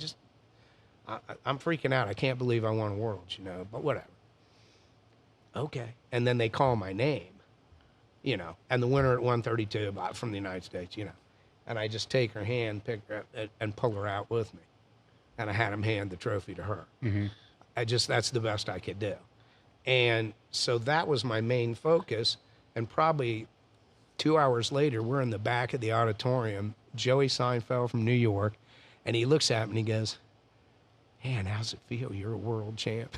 Mm-hmm. And that's about when it sunk in, mm-hmm. about 2 hours. And so I'm never going to forget that feeling. Mm-hmm. And the meets that you were blessed enough to have a good meet, and people that you cared about, got to see it. Would you say that the titles meant more to you than the actual lifts? Yeah, they did back then. Yes. Lou wouldn't agree with this. Yes. I don't think. No, I know he wouldn't. But yes, Dave, thank you for asking that question. Yes, they certainly did. I lifted 3 times a year. Nationals, Worlds. If I won Nationals, I got to go to the Worlds. And then one other meet. That one other meet was to total. Yeah. That's what it was for. The Nationals try to figure out a way to win. The Worlds try to figure out a way to win. Now, what they did, I got lucky, which unfortunately, it's too bad. He doesn't have this now. Yeah. They changed the rules back. But in the middle period, they decided if you won the Worlds, you were back in, which is, I think it should be that way. Mm-hmm. That's just me, old guy, but I just think it should be that way. Give him something. Mm-hmm. You're not giving me any money. Yeah. Thank you for the medal, but hey, I'd like to have a free ticket. And I took advantage of that because, again, then you didn't have to pay the money to go to Nationals. Mm-hmm. But yes, the titles meant more to me than the totals. But the total meant very much because when that magazine came out, that Top 100, you remember Powerlifting USA and Top 100? Mm-hmm. Once a year was your weight class. Yeah. That meant the world to me, but that was what that other meet was for. Yeah. A lot of time people might say, well, that doesn't make any sense. Well, it got to the point at the Worlds where they wouldn't even hardly let you lift weights at the end. I mean, you had to squat this far below and this and that, and mm-hmm. And there was a lot of stuff going on. So yeah, I'd usually go to a meet in March, try to hit it in March, and not the pressure, not the same kind of pressure. Take some shots, and the years that you hit them, you're going to look pretty good. Yeah, it was a different time though too, because I started young, and then say after 4 or 5 years of competing and then going to college. When I went to college, I ended up training with Bob Wall and mm-hmm. George Crawford. Was in the same gym. So, when I came into the sport originally, it was USPS or USPF. Mm-hmm. I mean, that was kind of it. Yep. Shortly after, and I'm too young to really know what's going on, was this pivot to the ADFPA, then mm-hmm. the APF. There was a divide, and right. whatever. Sure. I didn't, too young to really care. Mm-hmm. But, to listen to them talk about, the Worlds and all this other stuff. And even back then in the APF, my whole goal was the Nationals. Correct. You had to qualify for the Nationals, and the Nationals for the Worlds, and then I repeated each year. Yeah. When I finally did qualify for the Nationals, it's like, okay, shit, this is good for 1 year. Mm-hmm. Next year I got to hit some little meet. Yeah, exactly. At a certain point, it's just as a guest lifter for the qualifying right. total. And then, but it is that 3 times, but listening to their stories and, you walk in, you're carrying a flag, there's a whole bunch of you, you're a different country. Yeah. It's a whole different story when you got to do this in a different country. Yeah. You got to travel. Now, what they weren't telling me is that they had to pay their own way and shit like that. Because I'm like, wow, this is, because that's kind of how my mind was is, I want, Nationals, Worlds. I want Nationals. Like, that was a huge thing. Sure. And then the longer I stayed in it, obviously, more fracturing, more federations and all the other stuff. Right. So when that time finally happened, it wasn't in the federation. Because there was a split at Westside too, where IPA, APF, you know, where are you going to go? You're going to Right. go this way and have Louie hit your guts. You're going to go this way, you know, and it's just the way is, you know, and Oh yeah, I mean, it's real. I mean, it's for real. yeah, Then, you know, so that's it what they wasn't- told me. Yeah. Yeah. So then once it wasn't what you explained, you know, it wasn't what I heard back then, you know, when that came, because it's like, yeah, I beat like 5, 6 people in the world, and they're all from like Yes. the East Coast. Yeah, exactly. Like, you know, it's Yeah. a different thing. They you sure know, spoke English yes, well, didn't yes. they? Yeah. But I do, you know, I'm kind of, I understand qualifying for the nationals, and then, but I don't understand, you know, looking back on all that now, I wouldn't see like why he would have to qualify for the nationals and compete 3 times a year. No. Yeah, it's just, to me, it seems too much. You I'm know, at a very certain point. surprised at that. Yeah. And I love the APF. And Well, that's now granted, if you qualify in the nationals, that qualifies you for the nationals. Yeah. Like, it just sucked if you bomb out of the nationals. Right. But I couldn't understand why, as a defending world champion, now I realize you. Oh, I get what you're saying. You know. didn't go last year, Correct. but you had to go to the nationals Yep. after you won the worlds, Yes. and that Yeah. I couldn't, because I thought they got rid of that, but they apparently brought it back. And I made a phone call, Yeah. and they did bring it back. And I think the world champion, right? Yeah. You've gone over there, you've done what you had, wherever it is. You've done what you had to do. The one little caveat that you probably should get is, hey, you're in next year. Now, if you want to go to the nationals, that's great. Yeah. You know, but, you know, that's just me. No, I can totally see that. Yeah. When you look at how many years, I'm like 4th. You've been training for a long fucking time. You know. I start 71, All right, so 1971. I mean, what are we talking about? there? 51 Like, years. 51 years, right? I think. So you spend a lot of time in. I'm quitting. I'm done. No, I get it. You're still. I hear the stupid shit now. So you're still doing the stupid shit. So, Oh, yeah. I mean, when you can. Yes. There's a lot of time in private gyms. There's a lot of time in your own home gym and all the other kind of stuff. Over the years that you've had training, what are the qualities that you've seen in the gym that have carried over into just your life in general? You know, how you view life, how you view people, you know, the fire department, all those different things. What qualities did you learn in the gym that you think helped? I would say, you know, there's a discipline and an accountability. If you're going to be, you can be good at this. You can be a good power lifter. You might have really good genetics or whatever. You're just a high school football player, tough kid, you know, blah, blah, blah. You can be good at it. But to be really, really great, you're going to have a passion, a real passion for it. That's nice. And some people have a passion for it. You know, they do. But you still have to, you better be disciplined enough. He touched on it, you know, you've had a hard day at work, but you better go in and work. And if you think you can't, I'll pull out a Powerlifting USA when they were so small, they were this big, the little ones, from 79, show you an article about Rick Gogler. And we'll read in there what he did for a living. And then you'll see that at that moment in time, he had the best coefficient in the universe. You know, he was that guy for a minute. So I read that article. And so I said, you know, you've got to go into the gym and you have the discipline and, you know, the wherewithal to get your work done. And then you hope that has a carryover in other things. Is that what you mean? Or do you want me to? I mean, there's an accountability. There's a discipline. The passion. I don't know, Adam, you know, he can tell you a little bit, but I kind of I'm that way. I'm kind of just about what I'm passionate about. You know, I mean, yeah. I could do this entire podcast on Rafael Nadal, but nobody would listen to it. But, you know, and there'd be tears coming down my face halfway through it because he witnessed that. And I could probably make it sort of explain it. I'm not trying to, but I'm just saying I'm kind of that way. So I'm very passionate about the lifting. And you notice the people that aren't. They're there for you.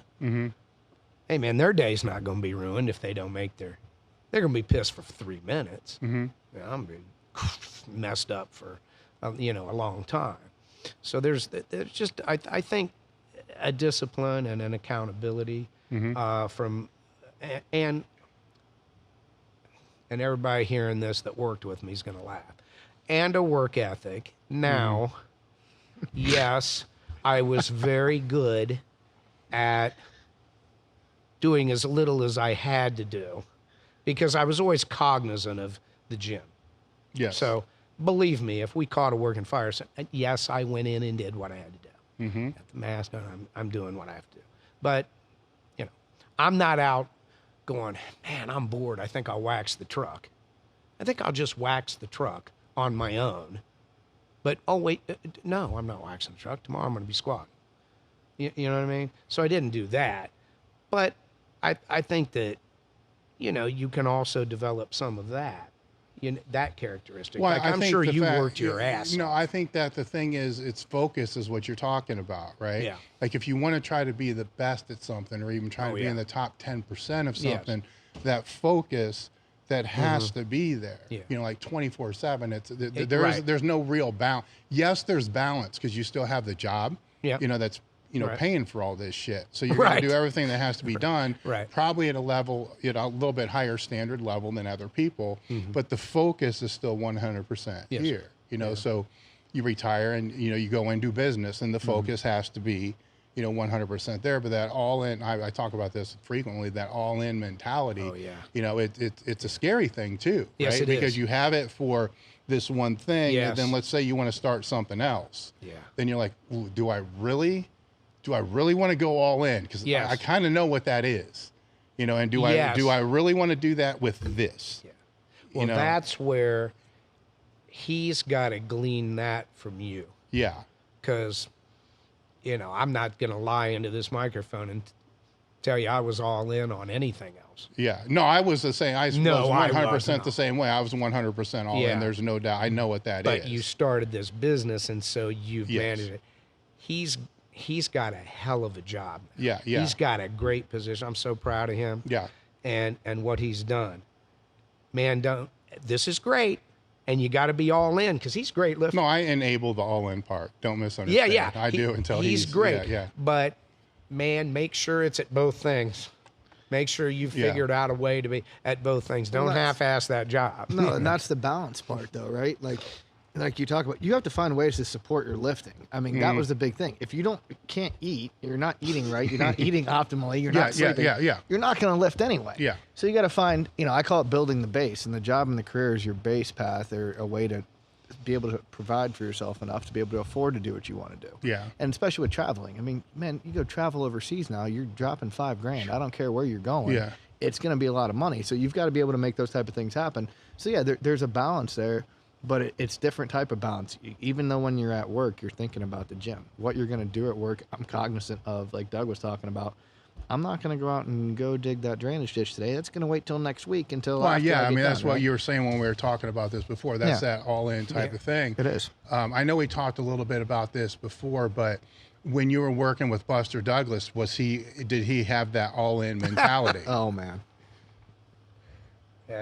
How much time do we have? Man, we'll roll, man. I want to, you know, because we talked He about it did for a not. little bit. He did not. Okay. And I know people throw this word around a lot, but I'm going to tell you something. I love him. Yeah. I love James Douglas. Mm-hmm. I call him Buzz, but I love Buzz. But if he was sitting right here, I mean, no, he was not all in.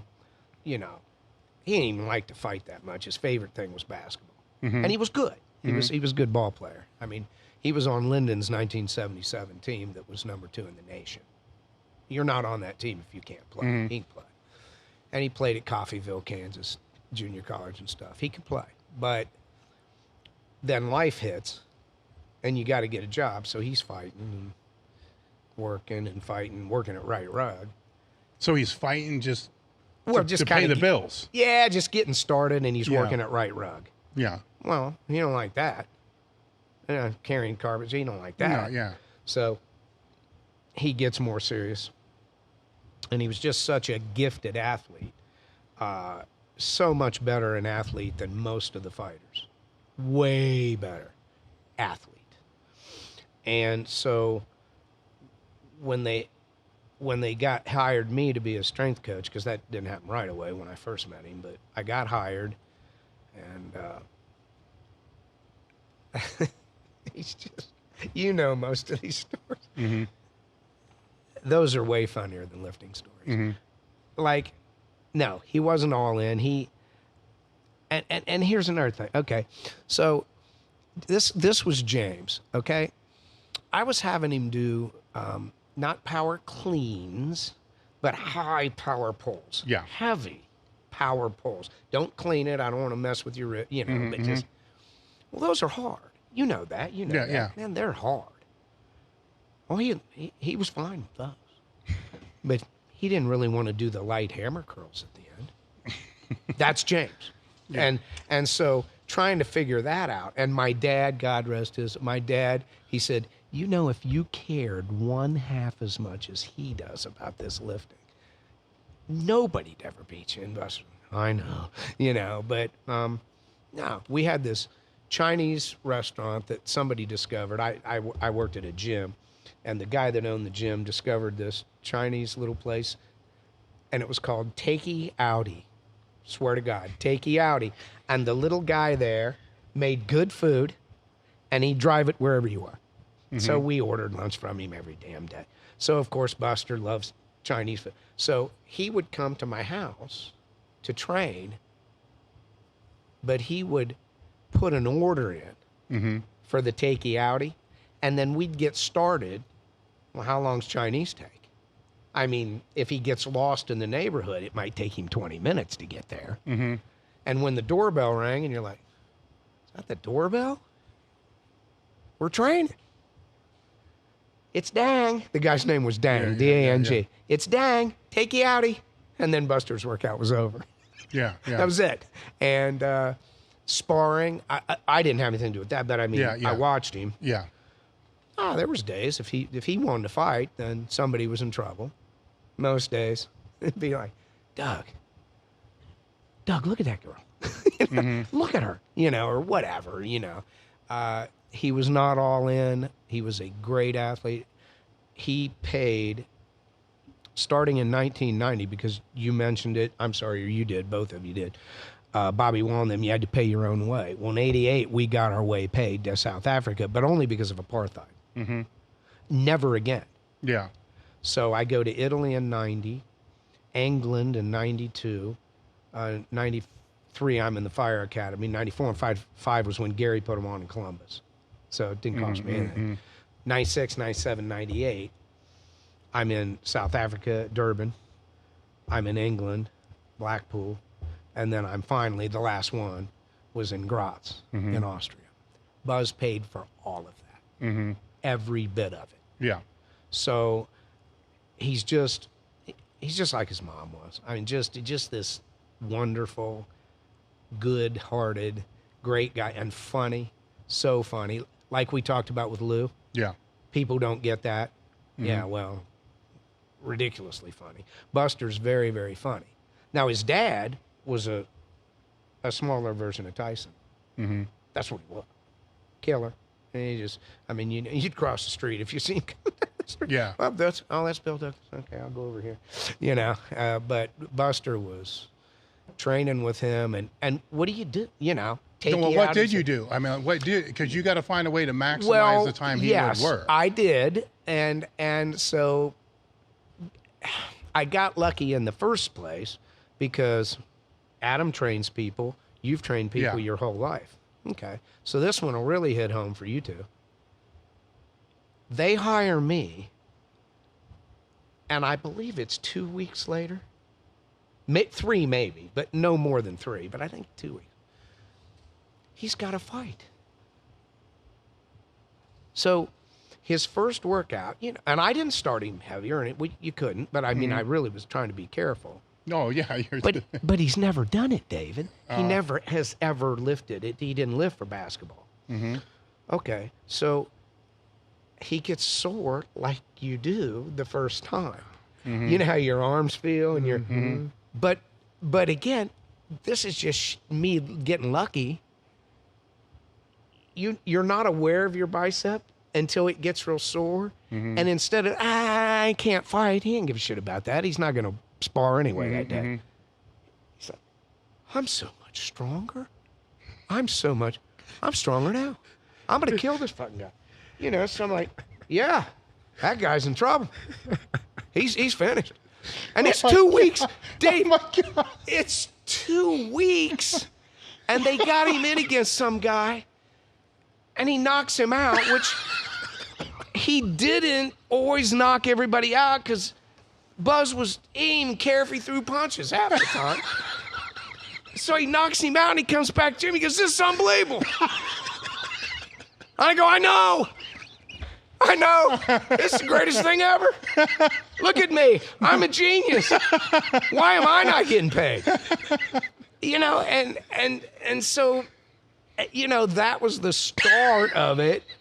But you still, you know, had to pick and choose. Yeah. Like, oh my God, he'll do I call them power pulls. Yeah. He'll do power pulls. Isn't it? Oh, he would squat.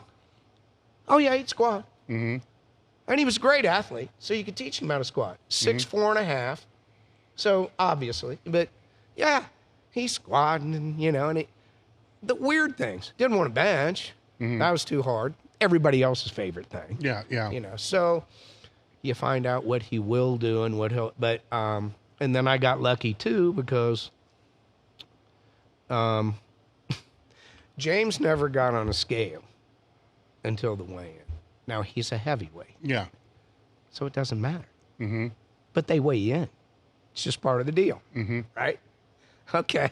Well, 226, 241, 228. And I mean, nobody knew. He didn't know. I didn't know. He always had a lot of clothes on, sparkling. You never knew. So that was always funny because you'd be at a weigh-in like in Vegas and his brothers were there. And it's a big fight, say the Trevor Berbick fight right before Tyson.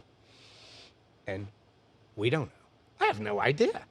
And he comes out and Berbick comes out. He looks like a bodybuilder. Tyson comes out. He looks like a little power lifter. And Frank Bruno comes out and looks like a combination of the both. He looks better than all of them. Well, Buster's not built that way. He's just not. He takes his stuff off, but he looked really good for him. And he gets on that scale. I believe it was 226. And his brother starts hugging me. Thank you. This is great. We saw the odds walking in from the casino. When we walked out of that press conference after 226, you couldn't make any money on him. You know, the odds changed just like that. So you never knew what you were going to get there. Again, they think I'm the hero. He's lifting weights. I'm not watching what he's eating. Hell, I don't know if he's doing his road work. That's not the trainer I was. I was a strength coach. Yeah. But then you talk about getting lucky. Oh, my God. So Buzz is at home. I'm eating dinner. My phone rings. I got the TV on. It's on ESPN. He calls. Doug. Yes, Buzz. What do you want? Are you watching ESPN? Yeah, oh, yeah, there it is. I got it. How much is Mike Tyson? Mike Tyson's doing one-arm rows. We did them that morning. Swear to God. No, I'm not making this up. He's doing one-arm rows. You know this. With 40s. 40 pounds. And I don't care, whatever. But 100 reps, whatever. But he's doing them with 40s. Buzz goes, how much is that? I goes, 40 pounds. Well, what did I do this morning? 120. I'm eating. Don't call me with this nonsense. You're so much fucking stronger than this guy. You're going to walk him all over the ring. You're killing me here. Do you really? I'm stronger than that guy. I ain't fighting him, but I'm stronger than that guy. Click, you know. But, you know, and that just seeps in, you know. Yeah. And so the first tie-up, Tyson comes charging out like he does. and he's going to bully somebody. And I'm like, okay. And, you know, they tie up and Buzz walks him across the ring. Mm-hmm. Fight was over right then. It was over. And it just took a while. But Yeah. but he was, you could make a movie about him and it would be a comedy. But it was never mean-spirited or anything, just... Well, when he came to you, he was, I mean, in full honesty, he was a beginner in the weight room. He was a kid. Oh, my God, He was a yeah. kid that never lifted weights, No. right? So that's kind of really hard to fuck up. Right. But a lot of people would. Yeah. You know, a whole lot of people that we know now that train people for a living would completely destroy that. Absolutely. You know, what do you do when you're a complete beginner? You know, Right. you just find what's going to work for them, build Right. confidence. Yeah. And, you know, that's the process. Very simple. Right. You know, the process that you did and walk Yeah. them through. But he's still at some point in the ring, something had to click at some point, confidence wise. You know, I mean, he wasn't just in there screwing around at some No. point. Yeah. No. Well, before the Tyson fight, his mom passed suddenly. And that, you know, he was in great shape, you know, Yes. and he was strong and all of that. But he fought that fight for her. So Yeah. Mike was in the wrong place at the wrong time. Yeah. So what did you think him going into that fight? Honestly, what did you think? Well, was gonna happen? honestly, his manager at the time had fired me a few weeks out. So they had got, there was a period of time where they wanted me to quit Buster didn't. His manager wanted me to quit my job and be with him 24/7 through the fight. Yeah. Move in. No, I can see where that's coming from. Make sure he's doing his road work. Make sure he's eating right. Make sure he's getting to the gym. Well, I had some money saved up. I liked my job, but it wasn't the fire department or, you know, like that. Loved the people I worked with and for, but so we had a meeting. Well, they're not offering me any money yet. You'll get paid after the fight, depending, you know, blah, blah, blah.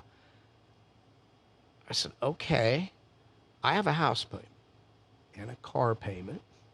And you were talking about groceries. Yeah. Yeah, they were less expensive then, but of course I wasn't making any money. So they were expensive.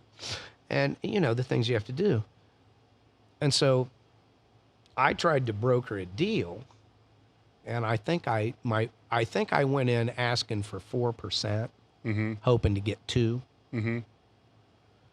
And I was portrayed as this another white guy trying to get in your pocket. Okay, he knew better than that. But Buzz, before he knocked out Tyson, and after were two different people. He couldn't stand up to this guy, and so I was out. And so I had got it. It was maybe 3 weeks.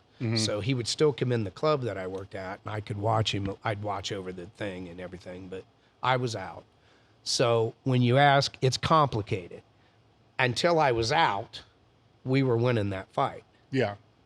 When I was out, Because the confidence could have changed. when I was out, I was hurt. Yeah. Why wouldn't he stick up for me? Yeah. Why wouldn't he stand up to this guy? So I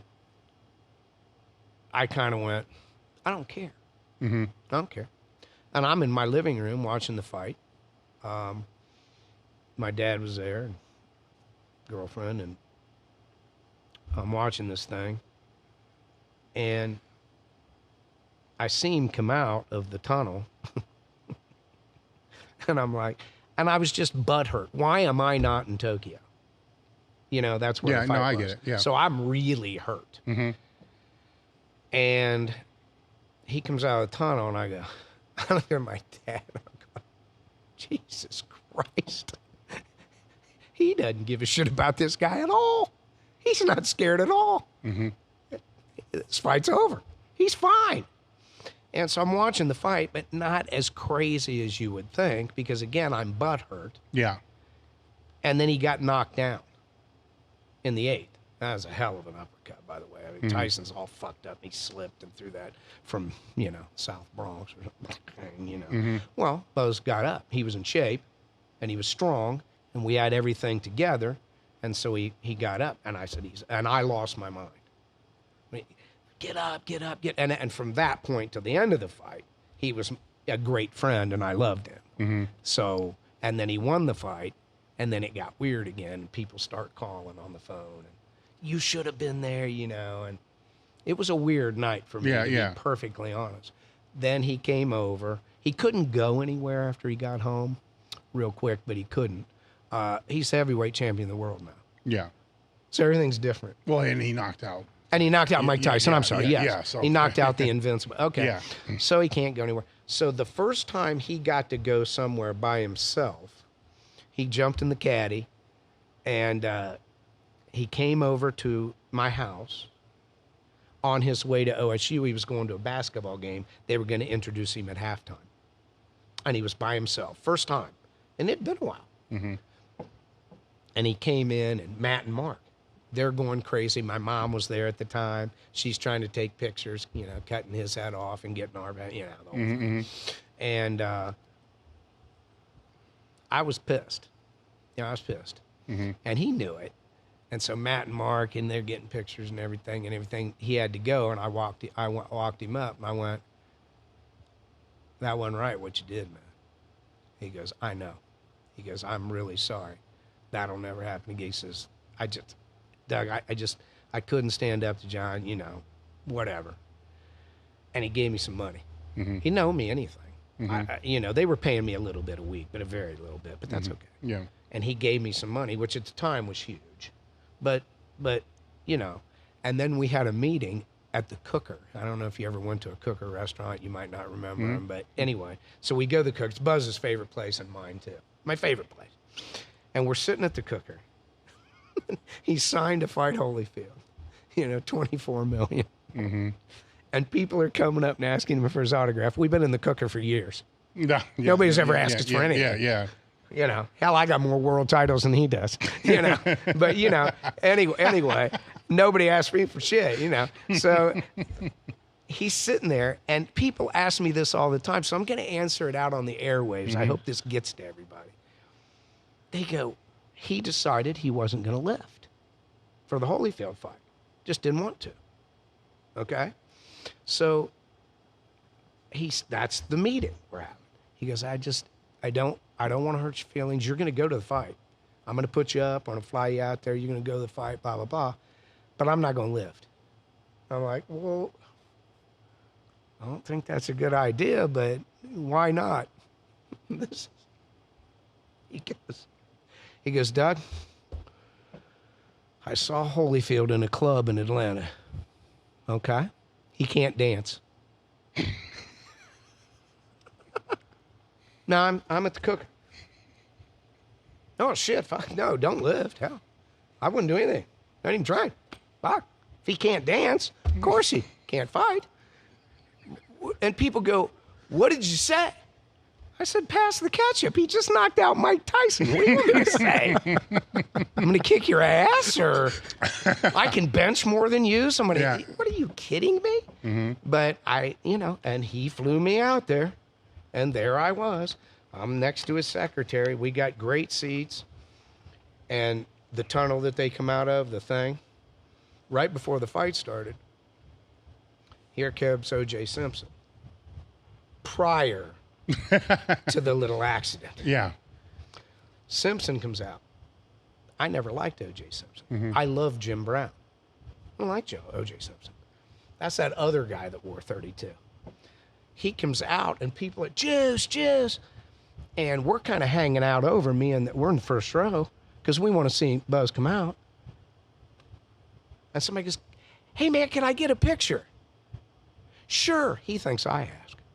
So he leans in. He's got his arm around me. And I'm getting a picture with O.J. Simpson that somebody's taken that I don't know. And I'm like, you got to be kidding me. Well, Buzz weighed in at 246 or something. And he was in the hot box for a long time. He weighed way more than that. Mm-hmm. And he didn't train. And so he gets hit and goes down. I didn't even see it. His back was where we were at. Yeah. And he gets hit and goes, and she grabs me, the secretary. Oh my God! And she's going crazy, and she's bigger than me, and everybody is, but she's bigger than me. I think I'm going to suffocate and die. You know, I can't get away from her. You know, I'm like, oh my God, you know. And then he disappeared for a few days. Nobody could find him, right? Mm-hmm. And ring, ring, ring. Doug. Yes, Buzz. I'm out in L.A. Man, the people out here are unbelievable. You should see these people, you know, and just that's just how he was. You know, he didn't care. I mean, I think he wanted off the merry-go-round, to be honest with you. But Holyfield's a great champion, and but he had lifted, and they had taken him from a light heavy, cruiserweight, I'm sorry, right? Maybe light heavy even, and into cruiser up to, and they did it the right way and stepped him right up. So, but yeah, you could make a movie about Buzz. And it would be not what people would think. One of the best people I've ever met. So with this whole tennis thing, you know, we talked about it a little bit last time. We did. Where I still don't quite get where you're coming from. Where, you know, Adam's telling me the other day there was a match. You know, and Nadal. And you in the finals. Yeah. You lost your shit. Oh yeah. So where's this all come from? Well, it started in '77 at the Junior Nationals at the meet that the guy was walking in his underwear. That's where it because they play tennis at a meet? No. No. Do you remember, did Louie ever tell you about, they had a rule that lasted one meet, and it was a rule where if the bar came up, you know how people used to dump the squat once in a while? Yeah. Not a lot, but sometimes. Yeah. Well, if the bar left your back, Lyle Schwartz decided you were out of the meet. Yeah, so if you dumped it, you were gone. Yeah. Okay.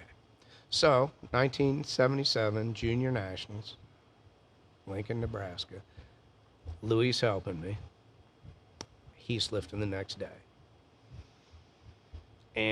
Or later on that after. It doesn't matter. But he's helping me. And I come out of the squat, and I start to lose my balance, and I'm trying to hold on to it, but I can't. And it's starting to come up. Now I'm a 114, and it's my opener. I'm not even opening with 400. It's 3-something. A very conservative opener, because I'm going to win this meet. It's my stepping stone. Yeah. And I was going to. So anyway. So it starts to come off. Now, I was younger then and more nimble, and so I spun around. And I got it here, and the spotters have it, and we just put it back in the rack. Because you didn't want it at the ground. Yeah, exactly. No, okay, I get it. It's no big deal. No, I get it. They're not mad. It's 300 and some pounds. Yeah, I get it. They couldn't care less. Yeah. And Lyle Schwartz can't wait to throw me out of the meet. Yeah. This is the happiest day of his life. Yeah. It's Doug Heath gone. I'm the first one. One other guy got thrown out of that meet. But the bar didn't hit the floor. No, bar never hit the floor. But it came off my back. Oh, I got it. All right. This roll lasted one meet. Do you remember who the other guy was? I've told you. Fred Hatfield. Yeah, there you go. I should have known. Fred Hatfield. He's so much smarter than me, of course. He says he tore his hamstring. But Lyle, he's smart too. He teaches at Northwestern. He's no dummy. And it's not bleeding out. And so I was out of the meet. So was Fred later on. I take the knee wraps. Louie had one pair, and I just fling them. And Louie's running after him because the only pair we have. We have one pair of knee wraps for him and me. And he's running after him. One's on a rafter, you know, and the whole thing. I lose my mind. I go upstairs. I'm not coming out of my room for 2 days. I turn it on. Mike Bridges is downstairs benching a world record at 148. And I'm in my room watching Jimmy Connors and Bjorn Borg. And Connors has got a splint on his thumb and blood seeping through this thing. And he goes 5 sets. And he loses, but barely, to Borg. And I love this guy. This is the fucking greatest thing I've ever seen in my life. Louie's losing it. Man, you got to come down and watch Mike Bridges. I don't give a fuck about Mike Bridges. So that's where Connors started. When he retired, I became normal again. But I had a friend in North Carolina, Kevin Steele, and he just every few years starting in 2005, he would go, I can't believe you're not watching Nadal. You're not watching Nadal. I don't care. I'm not getting sucked back in. It was too much. It's too much for me. I'm not getting Why is this? because I'm too passionate about it. Not about everything. Yeah. I can watch some sports and I'm normal. Yeah. But the things that I really love, I said I'm not getting sucked back in. I'm not watching. I miss most of his career, to be honest with you. Yeah. And finally, in 17, Yep. Kevin won't leave me alone, and I watch a match, and I'm like, are you kidding me? Look at this guy. And he's just, his intensity is just his tenacity, it's just, you know, and I get sucked completely in. Nadal's been hurt a million times. You can relate to it. Yeah. 2005's when he was diagnosed with Mueller-Weiss syndrome. His fucking foot, he can't walk, and he's played 17 years. They had to inject him before every match at the French Open. He beats, well, anyway. They're doing nerve He blocks. makes nerve blocks. He makes an incredible run. He wins it. So, but yeah, so, and then Kevin, you know, now we text, and I thank you for that. But he's towards the end of his career. But that's where it came from. And with Connors, I became more intense watching him. Like, this guy's crazy on the court. I mean, he was. And not John McEnroe crazy. You know, like I might kill you with my tennis racket. Yeah. That kind of crazy. And I really stole a lot. And the mental side, again, at 77, I wasn't that good. You know, all of a sudden, I'm intense. Now, we talked about this before, and I'm going to just say this once and leave it alone. I love Chuck. I think the world of Chuck Vogel. But Chuck is intense. Doug Heath is crazy. And that bothers me. Chuck would not say that. It's not him, but it's everybody else. He's crazy. Chuck's intense, or whoever. Yeah. No, I'm intense. That's what you're seeing. It's a bubbled over intensity, but you know. So I got that from Connors, and it really made a difference in my lifting. And now, watching Nadal, because at 17, I'm already retired. I'm doing what you're doing. Yeah. But I'm watching that, and I plug that in. Hey, wait a minute. We're not dead yet, you know. And you got these guys here, and, you know, he's doing Yeah. And you're like, okay. And I don't try to make him like me. Oh, my God, there's no two more opposite people in the world. Yeah. Nothing bothers him. Nothing in the world. It just absolutely drives me crazy. And everything bothers me. You know, I could be bothered by it. Is the sun not out? This is ridiculous. But, you know, that kind of thing. And Adam said, I had a great day. You know, it's just, he's this that way. But that's where the tennis came from. And I did play. And I played in a tournament on clay. And I got to the final, and that was the closest to death I've ever been. Dave. Yeah. I thought I was going to die. I hung on and I won. And then I thought I was going to die. And, but that's where that all came from, all by accident. So with that intensity, basically you're pulling from that, you're pulling it into yourself. Yes, right? I am. To be able to, and you know, when you're speaking about Adam, you know, being completely different, you don't think that he's pulling, that he learned some of that intensity from you, that he's just using it in a different way? Yes, I think, I don't know, because we've never had that discussion. He's such a technical person, and he's such a in my opinion. Now, you've seen everybody. Yeah. So you know. But he's so technical that I'm sure he's intense, but he does need to tamp it down because he can't make a mistake technically. He's so technical. I wasn't. I mean, if you had films of me, my feet, one foot, I wasn't that technical. Yeah. I was all emotion. He's very, very technical. I do think he's intense, but he doesn't get mad like I do. You know, I mean, he just doesn't. He just internalizes things different. I mean, he's not throwing shit, and he knows he can. I don't give a shit. He can throw anything he wants in my gym, you know what I mean? Yeah. But he doesn't. So I hope something positive rubbed off on him. You know what I mean? But what was so great is that they were so pliable. You know, he and Craig couldn't be more opposite, but just hey, man, I told you the truth. We talked every day. I'm going to tell you everything I know. It's just not much because I was in a bubble and I wasn't asking him. I didn't give a shit. I mean, I won 8 of those world titles. I'm not patting myself on the back, but I got best lifter in 4 of them. So I was doing pretty good. I was second twice. So I wasn't really seeking a lot. Boy, I wish I would have a lot sooner. Wish I'd have figured out, known about them bands and squatting with bands. And so, yeah, I probably wouldn't. But anyway, I didn't do a lot. So I was very limited in what I could teach them. And here's what I know. They jumped right on board. And I don't think you're limited in what you could teach them, and I can kind of display that real quick. yeah. Do you think that you would have won a national championship without his help? No, not even close. There's more to it than that. So like for me, the big difference between us, Doug, is you're an extrovert and I'm an introvert. I do not externalize much of anything. Every girl I've ever dated will say I have no emotion. It's because I don't show any. That's just not me. I'm very much an internal person. I got a lot going on upstairs and it never stops, which is part of the reason I don't sleep. But the intensity, what you display externally is what's going on inside of my fucked up head when I'm getting ready to go train. I might not put that out, or as soon as I get underneath that bar, I was talking with him the other day. For him, it's when he grabs the bar. For you, it's right before you lift where you start getting real wound up. For me, it's as soon as I get under the bar. As soon as I get under the bar, I flip that switch, and that's the intensity in my own head. But it's hard because I don't externalize that. And then the biggest thing I think too, I guess the takeaway too, is outside of just the training and how to train and the intensity within training and the passion, those type of things. I think the other big takeaway was like he was talking about winning nationals, but it's so much more than just winning nationals. First off, the first step is actually qualifying and going to nationals. Right, sure. Right? And then once you get there, learning how to play that numbers game.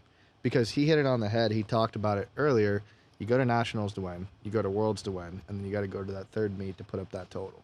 And yeah, you want to put up your biggest totals that you can at national and worlds because, like he said, I mean, my big goal is to win best lifters at those meets. I mean, I'm not just going there just to win the weight class. So it's obviously the top priority is to win the weight class, but then the secondary priority is you're gunning for best lifter, especially at a lighter weight class. I got the coefficient in my advantage. Go ahead and try to pin it as best as I can. Like this last meet I just did. I dropped the extra kilo, got down, weighed in at 74 kilos to give me the coefficient advantage to take a shot at it. So if I did have a good day, or a really good day, I should say, I'd be right in that wheelhouse for best lifter. I was playing the numbers even before the meet even started. And that's where I learned it from you, is look at who's coming. You're going to know what they're going to weigh. You're going to have a rough idea of what they can total. How are you going to figure out a way to beat it? If they're going to have their best day, can you beat it on your best day? If so, how are you going to do that? And sometimes that means cutting that extra pound. Sometimes that means taking that deadlift.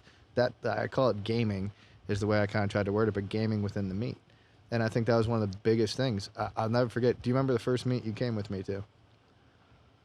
Was it the state meet or? Yeah, the state meet in wherever we were. Grand Rapids. Oh, I'm sorry. Yeah.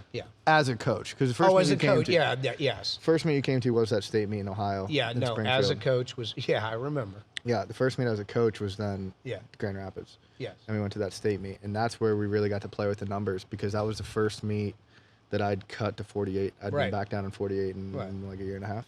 And then we came back and we out-totaled what I did at 65. Right. And we just gamed it that time. That was, to me, that was one of the most impactful meets, because I qualified for Worlds at that meet, put up a massive PR total. Yeah. My coefficient jumped over 100 points, all in one meet. And you're You sitting remember here. the deadlift? Yeah, of course I do. Right before? Uh-huh. Okay. 110%, because we had a guy that used to train with us. That was pretty huge at that moment in time. A guy that used to train with us passed away a couple months before this meet. And he competed at 148, which was a big reason I cut down to 48 for that meet. And he was a big deadlifter at 148, and I was taking it just over top of what he pulled. And I'm sitting there, we're getting ready to pull, and Doug comes up to me like, "You're gonna pull this for Mikey," and he's got me all wound up and going nuts. And sure as hell, I mean, that was like a 35-40 pound PR at least. Oh yeah, Dad. Yeah, he put his head up, freaking forehead to forehead, sitting there, just going, "You're gonna pull this for Mikey, you're gonna do it." And sure as shit, we get up there and freaking, before we did that, I wasn't so sure. And then as soon as you said that, it just was like done. That bar was, there's no way that wasn't going to be a good lift at that point in time. And that was a very pivotal meet for me. That meet definitely meant a lot, and that changed quite the trajectory of what I learned how to. There is an art form to powerlifting outside of just executing the lift. Learning how to game and how to win meets and do it over and over and over again is an art form in and of itself. And that's something that if you go back and look at his open powerlifting numbers and you watch some of the numbers change by a couple kilos here, a couple kilos there within the same meet, it's not because that was all he could do at some of those meets. A lot of times, if you really go back and look at the meet results, which I'm a history nut, so I did, I go back and look and see he was just literally taking, 2.5 here, 2.5 there to get the advantage to be able to win those meets. And like I saw sometimes, the bench was usually what he was trying to really push, but you'd watch the squat and the deadlift modify a little bit here, a little bit there, just so he had to do exactly what he needed to do, as little as he needed to do in order to win, to save some in the tank or not show his whole hand. Because a lot of times when you're going from a state meet to a national meet, depending on where you're at, you're going to face those same people again. Or at national to worlds, you don't want to tip your hand in the open powerlifting days. They're going to put up those totals, they're going to put up those meet results. People are going to see that. You don't necessarily want to tip your full hand. So that was another thing that I learned coming off of there. Yeah. Guy's name was Mike Mead, by the way. Yeah. When we were talking earlier, you expressed how passionate you were, for powerlifting, obviously. I mean, some of us are just, meatheads that get sucked down this hole, right? I mean, it's a big hole and you sacrifice. Actually, we don't. Other people sacrifice for what we're doing, right? Right. But it's not easy. It's certainly not easy to have that discipline. There's a cost associated with all that. I mean, you're paying it. I mean, we're all paying it. But the way that you talked about the world championships and what it meant and those titles and all that other thing kind of makes it worth it, Oh, yeah. 100%. And you realize he just told you that he wouldn't have been able to win the seniors without you. Yeah. But yet he's got 4 of those worlds now. Yeah. So that's that same feeling. Yeah. That without you, Yeah. he may not have had that. I know I wouldn't have. Yeah. Well, There was a lot there. I mean, for the two of us, we've been through a hell of a lot. The last 6 years, I mean, he got to watch me grow up. Yeah. I was still a damn kid, 19, coming out. There's a lot of things going on in my life at that point in time. That, like, the crew's blowing up, that was one thing, and that meant a lot to me. And then, a lot of life things were happening, people moving, people dying. It was a wild time those first 3 years we were together. Things were rough. And the gym, I pretty much lived at his house. I mean, I didn't, but I did. I was there all the damn time because it was the only thing I knew what to do, just not to get in trouble. I'd just freaking go to the gym. I was either in school, at work, or I was in the gym, and that's just what it was. And he really helped me learn to, because like he said, we're totally opposite people, but at the same time, I just took what he was able to teach me and utilized that in a different capacity than what he did. And so whether he realized it or not, there's a lot of those things that was there. And I think, the biggest takeaway too, the even bigger one was understanding the history of the sport and where you came from. I mean, I talked about that before, but I mean, I don't know if I told you this. He has a whole trophy room. There's what normal people would have. It's an office. You have a whole trophy room. And if you've never stepped in there, you don't know what it feels like. To this day, I remember the first time I stepped in that trophy room, and you stop, and he's got a plaque on the wall with the top 100 list where he's number 1. And it's not 1, not 2, not 3, not 4, 5 top 100 lists in open powerlifting where you're looking there going, holy shit. And then you keep spinning your head around, and it's trophy, trophy, trophy, sword, trophy, globe, trophy, trophy, trophy. And you go start reading some of these. You're going through the nationals, the worlds, this place, that place, the next place. And then he opens up the cabinet down below, and it's every training log that you've ever had. Mm-hmm. And my takeaway from looking at all that is knowing the history of the sport, where the sport came from, is extremely important in the developmental of understanding what you're trying to do. And because if you don't understand where the sport's been or where the people have been before you, how the hell are you going to know where the heck you're going? And so that was kind of the coolest thing. And, definitely without him and without that moment, without those moments, those meets, those lessons in the gym, him letting me come up and see the trophy room, that one of those first couple of days that I was in the gym, that totally pivoted. I would not have national titles. I wouldn't have world titles. I'd have kept going on the same path I was, which was blowing crap out. And not that we haven't had our fair share of injuries. And kind of beating my head against the wall. the mental changes and the things I took from him and how he trained and how he lifted is what flipped that switch for me to be able to get to that next tier. And like he said, things just started chink, chink, chink, chink, chink, just checking off boxes as we were going. Because the other thing that I really took from him too is setting realistic and attainable goals for each meet. Yeah, realistic goals. Because we all want to talk these huge numbers. Yeah. Kids all the time, okay? We're just talking about it. Everybody wants to come in. They want to be the greatest all time at 198. They want to be the greatest all time in whatever the best class is, 242. That's great, but It don't work like that. it don't work like that. No. Realistic goals. Yeah, Bobby yeah. Wall. I got that Yeah. from Bobby Wall. Yeah, the overarching theme here is the reason why I started this company is, this live, learn, pass on type thing is because, through the weight room in my own life, you run across people, or coaches and stuff like that. They'll do things that create pivotal moments that create, world champions, so you're that, one of those pivotal moments for Adam, which represents, exactly what this company stands for, what I do this podcast for, so I want to thank both you guys for coming on. We'll just kind of shut this down and I appreciate it. All right. Likewise. Thank you guys. Appreciate it, Dave. Thank you. WPO championships back in the day and going to a weightlifting meet back in the day. Weightlifting, you got your butler there. It's a golf clap, it'll be quiet. Everyone's got perfect technique. And this is boring as fuck. But after that boredom, then you grind these motherfuckers and you say, okay, now that you know what good technique is, and now that in your fucking soul, it's your pride to get every rep with good technique, no matter what, I'm going to offer you another challenge.